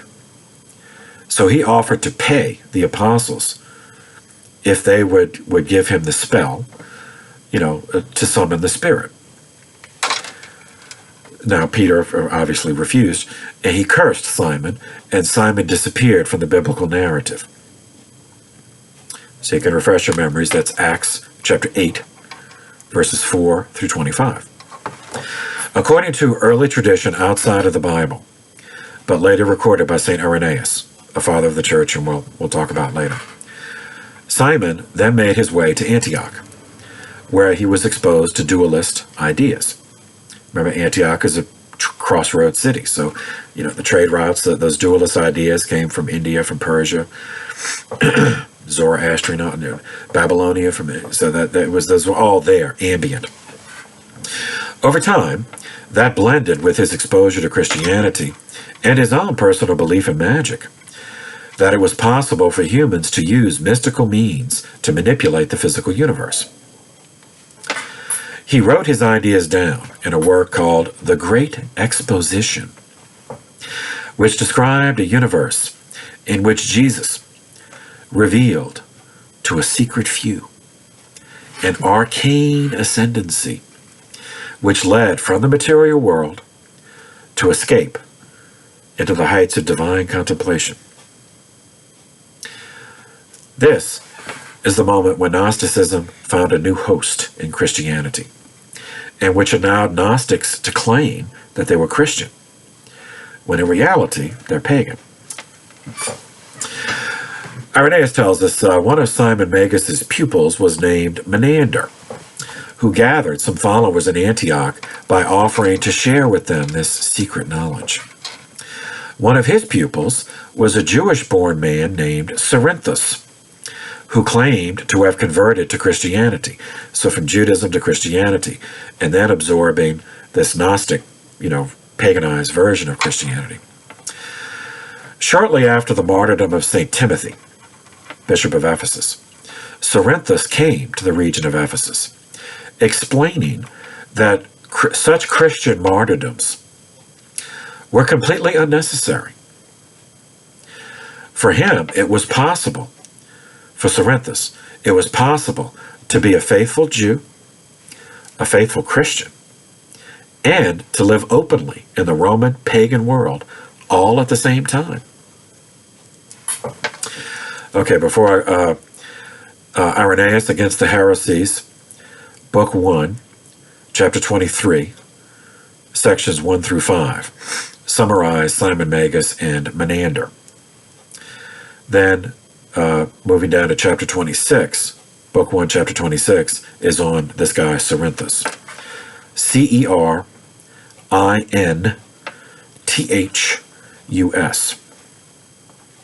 So Cerinthus, since he was born Jewish, he was circumcised. He observed the Sabbath and claimed to believe in Christ. But the Christ he preached was not the one revealed by the incarnation. He preached that the Gnostic, the dualist, that the material universe is intrinsically evil. As such, it was not created by God, but was created by a malevolent supernatural being, the demiurge. Being perfect and totally other, God could not have come among this evil creation, which means that Jesus was not God. God did not become man in Jesus, and Jesus did not rise from the dead. All right, so that's heresy. And with the demiurge, it's paganism, because he's conceiving of another god, of an evil god.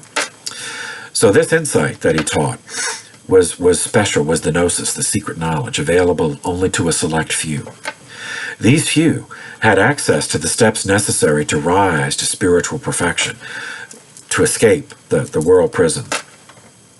This belief in hidden knowledge reserved for a spiritual elite gave the heresy its name, the Gnosticism, knowledge. With this view, all right, so why is this, that with this view, or how could Cerinthus say the martyrdom of Timothy was not necessary? All right, well, consider the implications of a dualist view of the world, of the material world as being evil, intrinsically evil. So from this view, offering sacrifices to a Roman emperor, or to Zeus or Athena, or offering sacrifice had no meaning at all. Since the sacrifice, what do you sacrifice in a material thing? An animal, incense, blood, money, whatever you're sacrificing is a material thing. And if you're sacrificing to the emperor, he's a man. So he's just another prisoner like you. His body's a prison, so so what? And he's just a mound of walking flesh and bone, trapped, just like we are. So you're offering a material thing, which is worthless, to another material thing, the emperor. Or you were offering it to idols, a statue of Zeus or Athena or whatever, which is also a material thing, therefore worthless.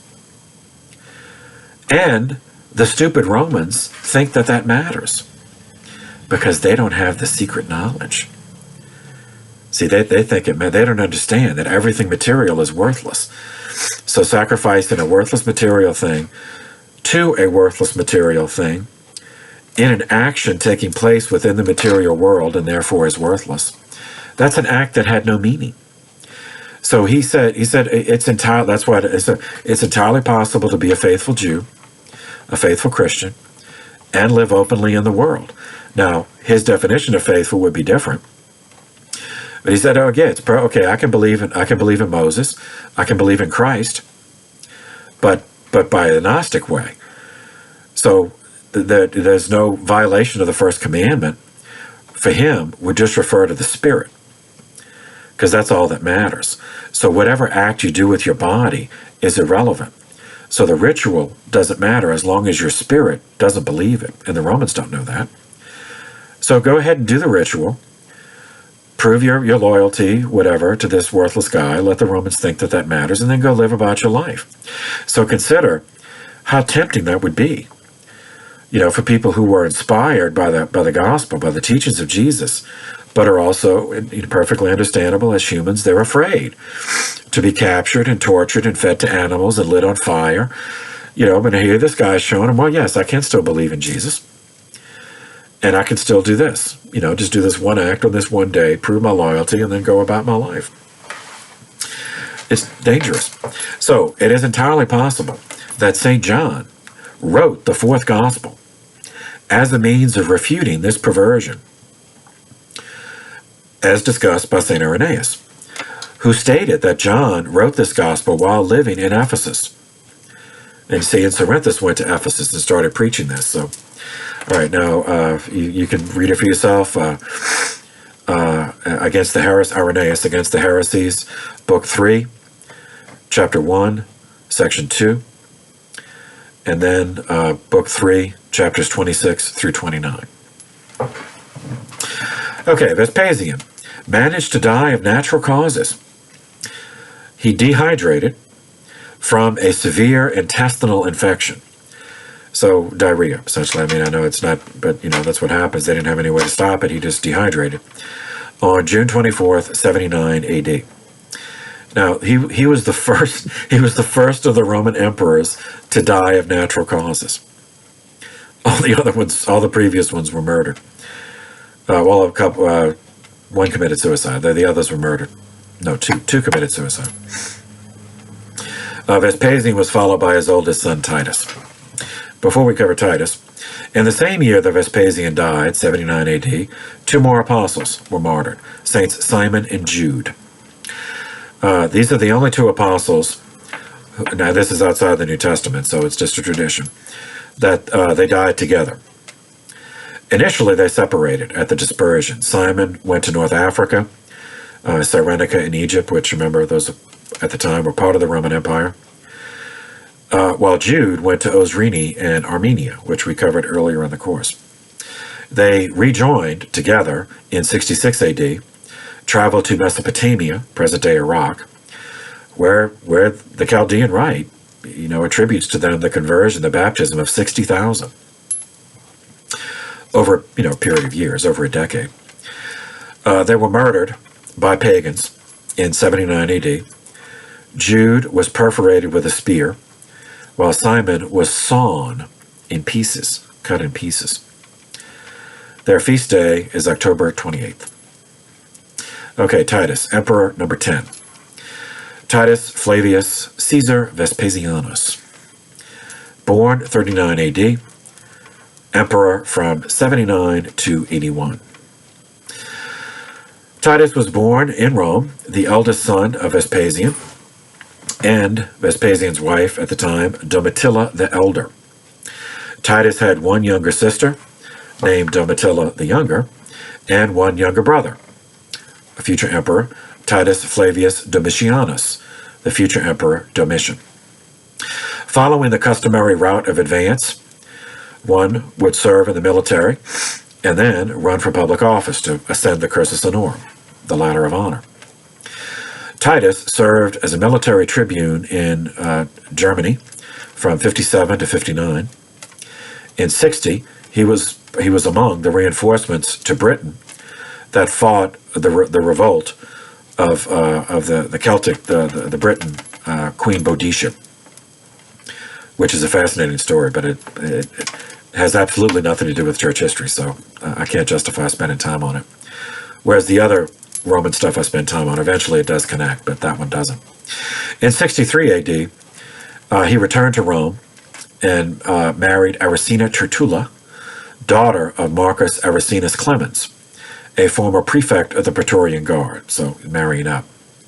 When she died in 65, Titus married Marcia Frenilla, with whom he had a daughter, Julia Flavia, the only one of his children to survive to adulthood. In this period, Titus rose in the cursus honorum by attaining the level of quaestor. That is when external events interrupted and we catch up, we reconnect with our story. In 66, the Jewish War began, Jewish War for Independence. The collaborator, the Jewish client ruler, Agrippa II, and his sister Bernice fled to Rome for protection, where they met Titus. Titus and Bernice then became paramours, I suppose is the politest word for it, and it lasted for years after. Suppression of the Jewish War for Independence was interrupted by civil war, as we covered, so I won't repeat all of that, culminating in Vespasian, Titus's father, becoming emperor in 69.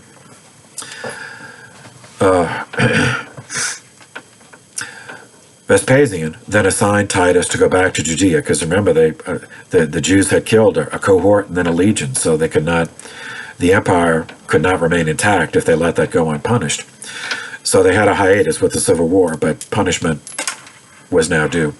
So Titus returned to Judea with 4 legions, the 5th, the 10th, the 12th, and the 15th.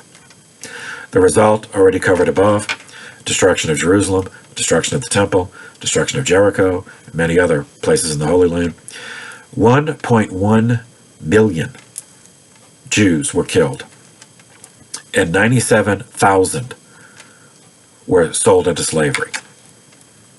Titus returned to Rome in triumph in 71. He was awarded a triumph, that's what I meant. And the Arch of Titus was erected at the southeastern entrance to the Forum over the Via Sacra. That arch is still there. Titus worked as secretary for his father, held the consulship 7 times, became prefect of the Praetorian Guard. When Vespasian died on June 23, 79 AD, the Senate immediately recognized Titus as Princeps et Imperator, first citizen and supreme commander. As emperor, Titus halted the trials, the Maestas trials, not only against Christians, but that have, as we've seen, have been used against others back to the reign of Tiberius, and that had ruined the Roman legal system, because it was a farce. Everybody knew if you were actually innocent of any crime, but somebody in power hates you, then they'll accuse you of Maestas. So it was not everybody who was convicted and killed for Maestas. Everybody knew they were actually innocent of any real crime. So it debased the Roman legal system and terrorized the Roman population for 40 years. So Titus ended the Maestas trials, which was a benefit to Christians, of course, but also to everyone else. Not a single senator was murdered during the reign of Titus. During the reign of Titus, August 24th, 25th, 79 AD, the eruption of Mount Vesuvius on the Gulf of Naples, southwestern Italy, about 5.5 miles east of the city of Naples. From their perspective, the volcano had last erupted in 217 BC, so long that most just thought of it as a mountain, not as a killer volcano. The signs began years earlier with an earthquake on February 5th, 62 AD, then another in 64 AD. Beginning on August 20th, 79 AD, earthquakes occurred every day until 1 p.m., August 24th, 79 AD. The volcano exploded into a 2-day-long eruption of ash, rocks, gas, liquid fire, which destroyed the cities of Pompeii, Herculaneum, Oplontis, Stabiae, as well as many smaller villages. Gaius Plinius Secundus, known as Pliny the Elder, Pliny. He was the author of the Natural History, which is sort of an ancient encyclopedia. He was the maternal uncle and adopted father of Pliny the Younger. They were both traditional Stoics, Roman Stoics. At the time, Pliny the Elder was an officer stationed at Misenum on the northern side of the Gulf of Naples, 18 miles from the volcano. When the eruption began, being a Stoic, it was a duty, and he organized a rescue attempt. He commandeering boats in the harbor. And he had friends in Stabiae, so he was going to go there first. The rescue party arrived, but by the time they got who they wanted and tried to get back on the boats, the winds had shifted, pushing high waves onto the shore, essentially trapping them on the shore. When his body was discovered after the eruption was over, it had no external burns, no trauma from falling rocks, so evidently he asphyxiated from a gaseous cloud of sulfur vapor. His maternal nephew, whom he adopted when his sister's husband died, Pliny the Younger, is very important as a source, including in Christian history. As we'll see, he wrote letters to Trajan that enable us to, connect the dots with how Christians were treated during this period. He wrote a total of 247 letters that have survived. At the time of the eruption, he was 17, living in Misenum with his uncle. He did not join in the doomed rescue mission, so he survived the eruption, but he watched from across the bay. Years later, one of his friends, another person of that class, the intellectual, Stoic, traditional Roman class, the historian, Publius Cornelius Tacitus, whom we've quoted from extensively, asked Pliny for his recollections of the eruption. Pliny obliged, with letter 65 and letter 66 in Pliny's collection. And you can read those at your leisure. Along with Pliny the Elder, the Jewish princess Drusilla and her son Agrippa, born in her marriage to the Roman procurator Antonius Felix, whom we met earlier in Paul's life, they happened to be in Pompeii, and they all were killed in the eruption. The total number of fatalities remains unknown, but as you probably are aware, Pompeii and Herculaneum, of all the cities destroyed, those two have been partially excavated. Now, because of the way the eruption occurred and the winds were blowing, the ash covered Pompeii, while the lava covered Herculaneum. So that means different things were preserved. So if you look up Pompeii and you see that it looks like bodies, that survived. So that it's not exactly what happened. So they were all covered with ash. And then over the centuries, they decomposed. But by the time they decomposed, the ash had hardened, leaving a gap, just leaving an opening where the bodies had been. And then, of course, if they were wearing something like gold or gold that doesn't rust, that also would survive. So when the excavation started, and the excavators didn't know to expect this, they just found out by accident. They would hit a space, and then you find this big cavity, this open space underneath. And after it happened several times, they said, well, okay, let's figure out what it is. So they used the reverse. So they poured plaster, like when they came across with a little opening, and they realized that there was a cavity underneath.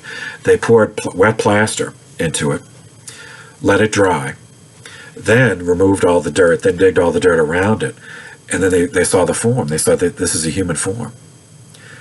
Because that's just the effect of the ash. So that's what all those, they aren't actually bodies covered in ash. Those are the plaster casts of the deteriorated bodies. Herculaneum was covered by lava, so no bodies survived. But the buildings that survived, when they excavated away the lava, the paintings on the walls survived.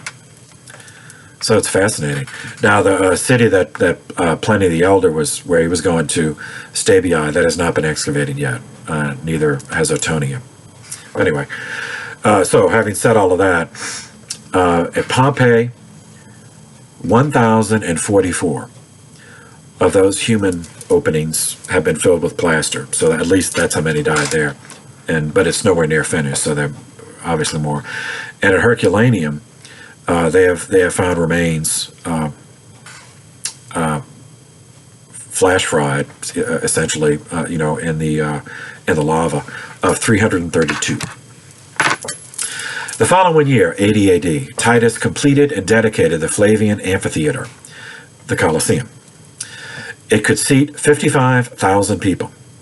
It was 157 feet high, with an arena floor that was 180 feet by 290 feet. It was set up so that it could be flooded for mock naval battles and quickly drained. Using an ingenious system of pulleys, canvas coverings could be hoisted over the crowd, seated in the bleachers, leaving only the arena lit by the sun. It even had a network of spouts to spray the crowds with water on hot summer days. Adjacent to it, Titus also constructed a new public bath. Both were on the site of Nero's Golden House. Again, you see, so transforming that whole area, which was just supposed to be Nero's private little playground, into a public park, for public use. The dedication of both was celebrated with 100 days of ludi, of games, public games, festivals, gladiatorial matches, races, animal battles, mock naval battles, etc. Throughout the games, little miniature catapults would launch little wooden balls into the crowd. Each ball was labeled with a prize, one piece of gold, or 2 pieces of silver, or a toga, or some clothes or something. And the person who caught it, when they're leaving, they could redeem it for that item. So if little things said new toga, well, they could go and get a toga. 1 year later, Titus was vacationing outside of the city in Sabine territory when he fell suddenly ill. He died on September 13th, 81 AD. His last words were, "I have made but one mistake." Of course, can't know for certain, but it is plausible that this mistake was not murdering his younger brother Domitian before Domitian poisoned him and took his place as Emperor number 11. Domitian, D-O-M-I-T-I-A-N, short for Titus Flavius Domitianus. Born October 24th, 51 AD, became emperor September 14th, 81 AD. So 1 month short of his 30th birthday. Too bad for him. Doomed by the curse to insanity. He reigned as emperor until September 18th, 96, as follows. He was born in Rome, son of Vespasian and Domitilla the Elder, received the customary education of the senatorial class, but did not follow his father and brother into the army, which would have, in that decision, if his father had not become emperor, that would have prevented him from ever ascending the cursus honorum. So those are the civilian offices, but for the ancient Romans, you couldn't run for civilian government office until you had served in the army. By the time his father became emperor in 69, Domitian's mother and sister were dead, and his father and brother were almost strangers because they had spent their lives away with the legions. As often happens with mediocre sons of powerful men, and having very successful and popular older brothers, Domitian grew up resentful, which developed into pathological suspicion and paranoia as he aged. He had a trained intellect and very refined manners. I mean, he knew all the classics, he was multilingual, but he lacked the traditional Roman military experience, that formation. In 70 AD, 1 year after his father Vespasian became emperor, Domitian was married to Domitia Longina, who was a descendant of Augustus, in order to add legitimacy to the Flavian gens. Of course, this was an arranged marriage. So the Flavians are usurpers, and so by marrying, usurpers replacing the Julio-Claudians, so by marrying this lady who was a descendant of Augustus, it's kind of a fig leaf, like pretending that it's just a continuation of the Julio-Claudians. The following year, 71 AD, Vespasian made Domitian consul, even though he had not ascended the cursus honorum, had not fulfilled his military obligations, and had not served in the edile or the quaestor or the praetor in any of the lower positions. This was a piece of deliberate, calculated Flavian policy to degrade and weaken the Senate by separating the Roman tradition of holding public office from past military service. So that means you're going to get different kind of people. A different personality type is now going to start filling the Senate over time. People who were averse to military life and who never earned the public credibility of having military service. The long-term consequences for Rome were devastating, but to be seen in the future. Lamentably, for his married life, Domitian preferred and indulged in an incestuous infatuation with his niece, Julia Flavia, Titus's daughter, the same Titus that he poisoned. Nevertheless, his wife, he never actually divorced her, the one descended from Augustus, because that would have been politically inexpedient. So she did give birth to a son. Now, whether it was Domitian's or not, who knows? But they were married, so officially it was his, in 80 A.D., though that child died at the age of 3, whereupon they separated, but never divorced. So Domitian then started living openly with his niece as his wife, de facto wife, but never officially married her. When Vespasian died on June 24th, 79, Domitian's older brother Titus became emperor. He, unlike his father, did not grant Domitian any important offices. His father let Domitian be consul, but Titus did not. This humiliation fueled Domitian's bitterness into a pathological hatred, which doomed Titus to a short reign. Domitian had Titus poisoned, as we've seen, on September 13th, 81, while vacationing outside of Rome. So Domitian could control how the news spread. Despite his relative lack of experience, Domitian masterfully managed the transfer of power. He performed the necessary simulation of grief at the funeral for his brother. He petitioned the Senate to name Titus a god and built a temple to him.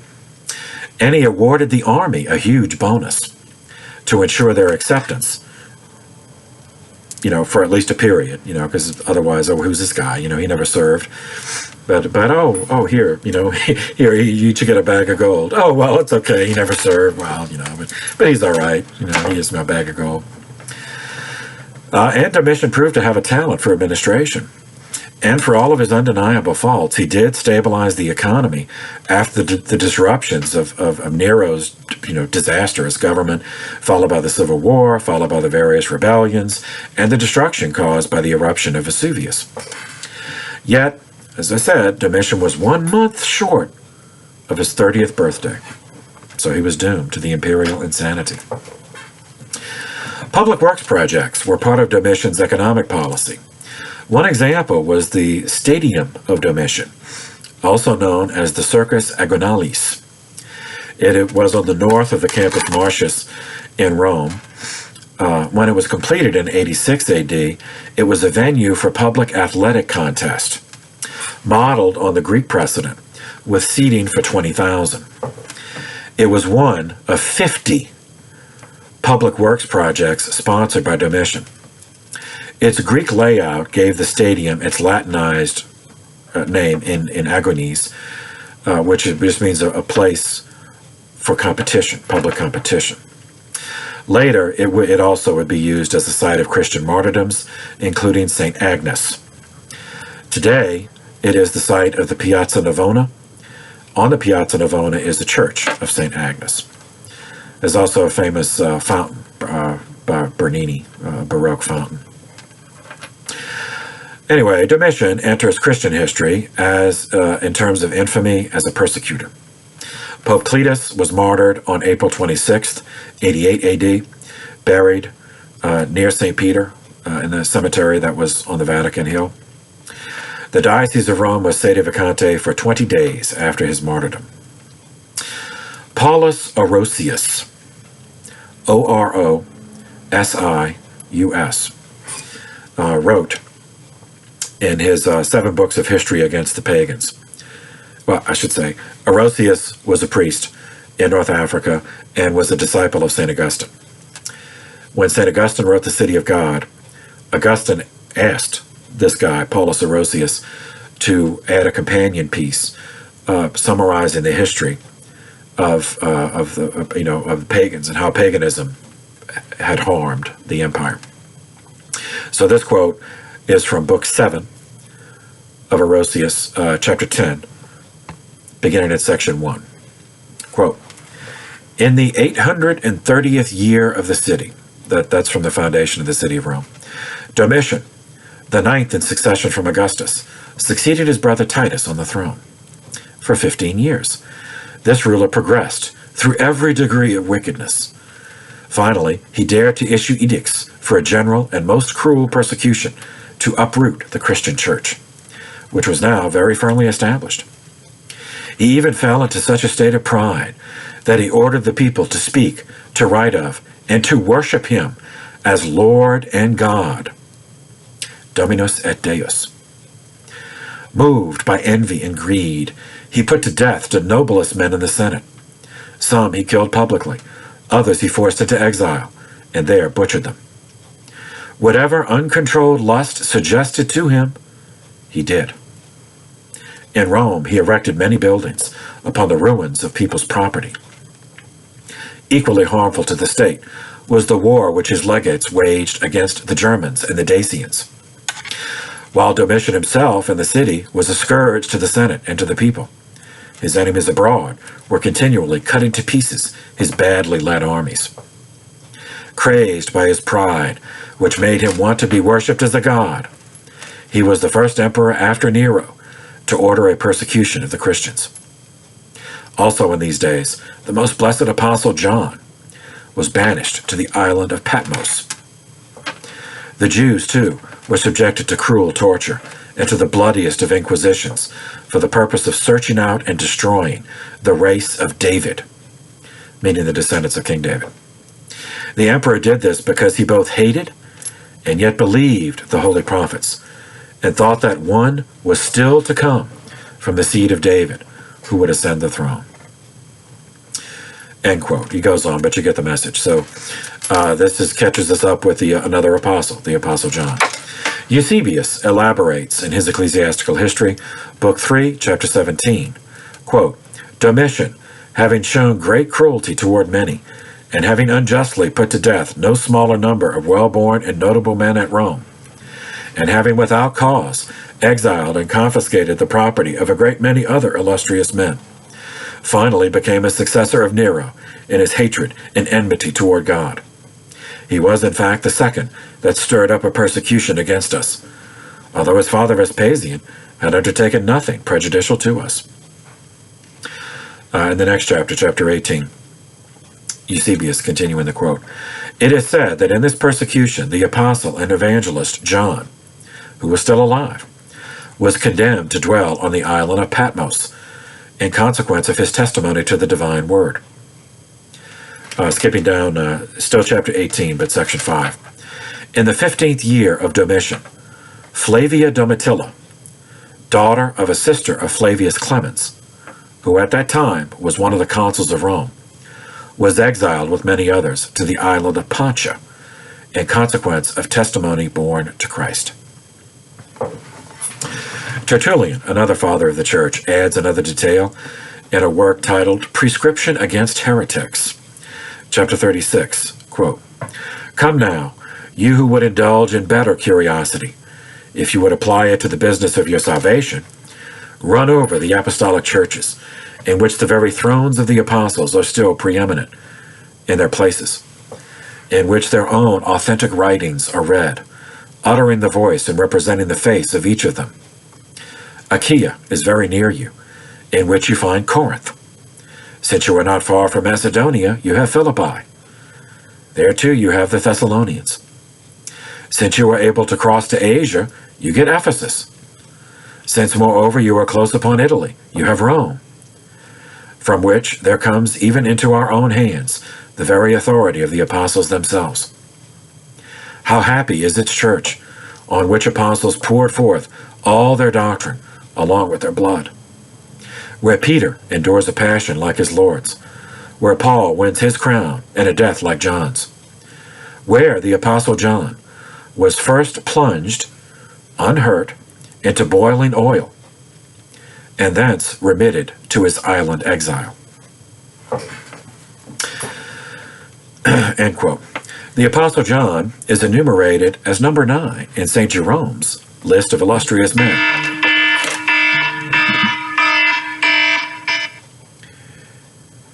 That's, sorry about that. That's, this is Saturday and we have a vigil mass, which I have to do, so I still have time. All right, so number 9 of Jerome's illustrious men, quote, In the 14th year then, after Nero, Domitian, having raised a second persecution, he, meaning John, was banished to the island of Patmos and wrote the Apocalypse, that's the book of Revelation, on which Justin Martyr and Irenaeus afterward wrote commentaries. But Domitian, having been put to death by his acts on account of his excessive cruelty, having been annulled by the Senate, he, meaning John, was allowed to return to Ephesus under Pertinax, and continuing until the time of the Emperor Trajan, founded and built churches throughout all of Asia, and, worn out by old age, died in the 68th year after the Lord's Passion, and was buried near the same city, meaning Ephesus, end quote. So, following our chronology, if Jesus was murdered in 33 AD plus 68, that would mean Jerome places the Apostle John's death in 101 AD. And that correlates with another source that we'll mention. It says that John died in the 3rd year of the Emperor Trajan, which is 101 AD. Okay, at least one of them. All right, in 90 AD, during Domitian's reign, the martyrdom of St. Philip took place. Now, this is Philip the apostle, not Philip the deacon. Supposedly, he lived more than 20 years in Caesarea, and he was caught by a Roman governor, and he was crucified upside down, 90 AD. Around the same year, St. Matthew is believed to have been martyred. He ministered in Palestine, and then he went to Ethiopia. And remember, that was part of the trade routes going down the Red Sea. So that's the kingdom of Aksum, which we talked about earlier in the course. So there, he died around 90 AD. Okay, as Erosius pointed out, Domitian experienced 3 military reversals: failure to conquer Caledonia, which is present-day Scotland; failure to decisively punish raids from Germany; third, failure to conquer Dacia, which is present-day Romania.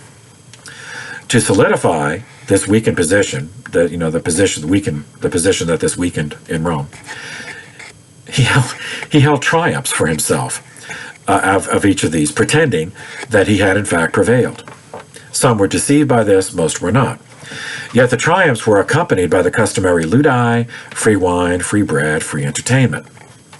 Further, Domitian sought legitimacy by promoting a return to Roman heritage, our ancient Roman heritage, by reviving some of the moral legislation of Augustus, and by promoting Roman religion, particularly the cults of Jupiter and Minerva. Since Augustus had been deified by the Senate after his death, Domitian adjusted the imperial cult such that he would be addressed while still alive as Dominus et Deus, Lord and God, as Erosius recorded. In 85 AD, Domitian had himself appointed censor for life, meaning he would be in charge of public morals. See, this is the guy who murdered his brother, was living in incest with his niece. He's in charge of public morals. He renewed one of Augustus's laws, the Lex Julia, under which adultery was punished by exile. That is, punished by exile.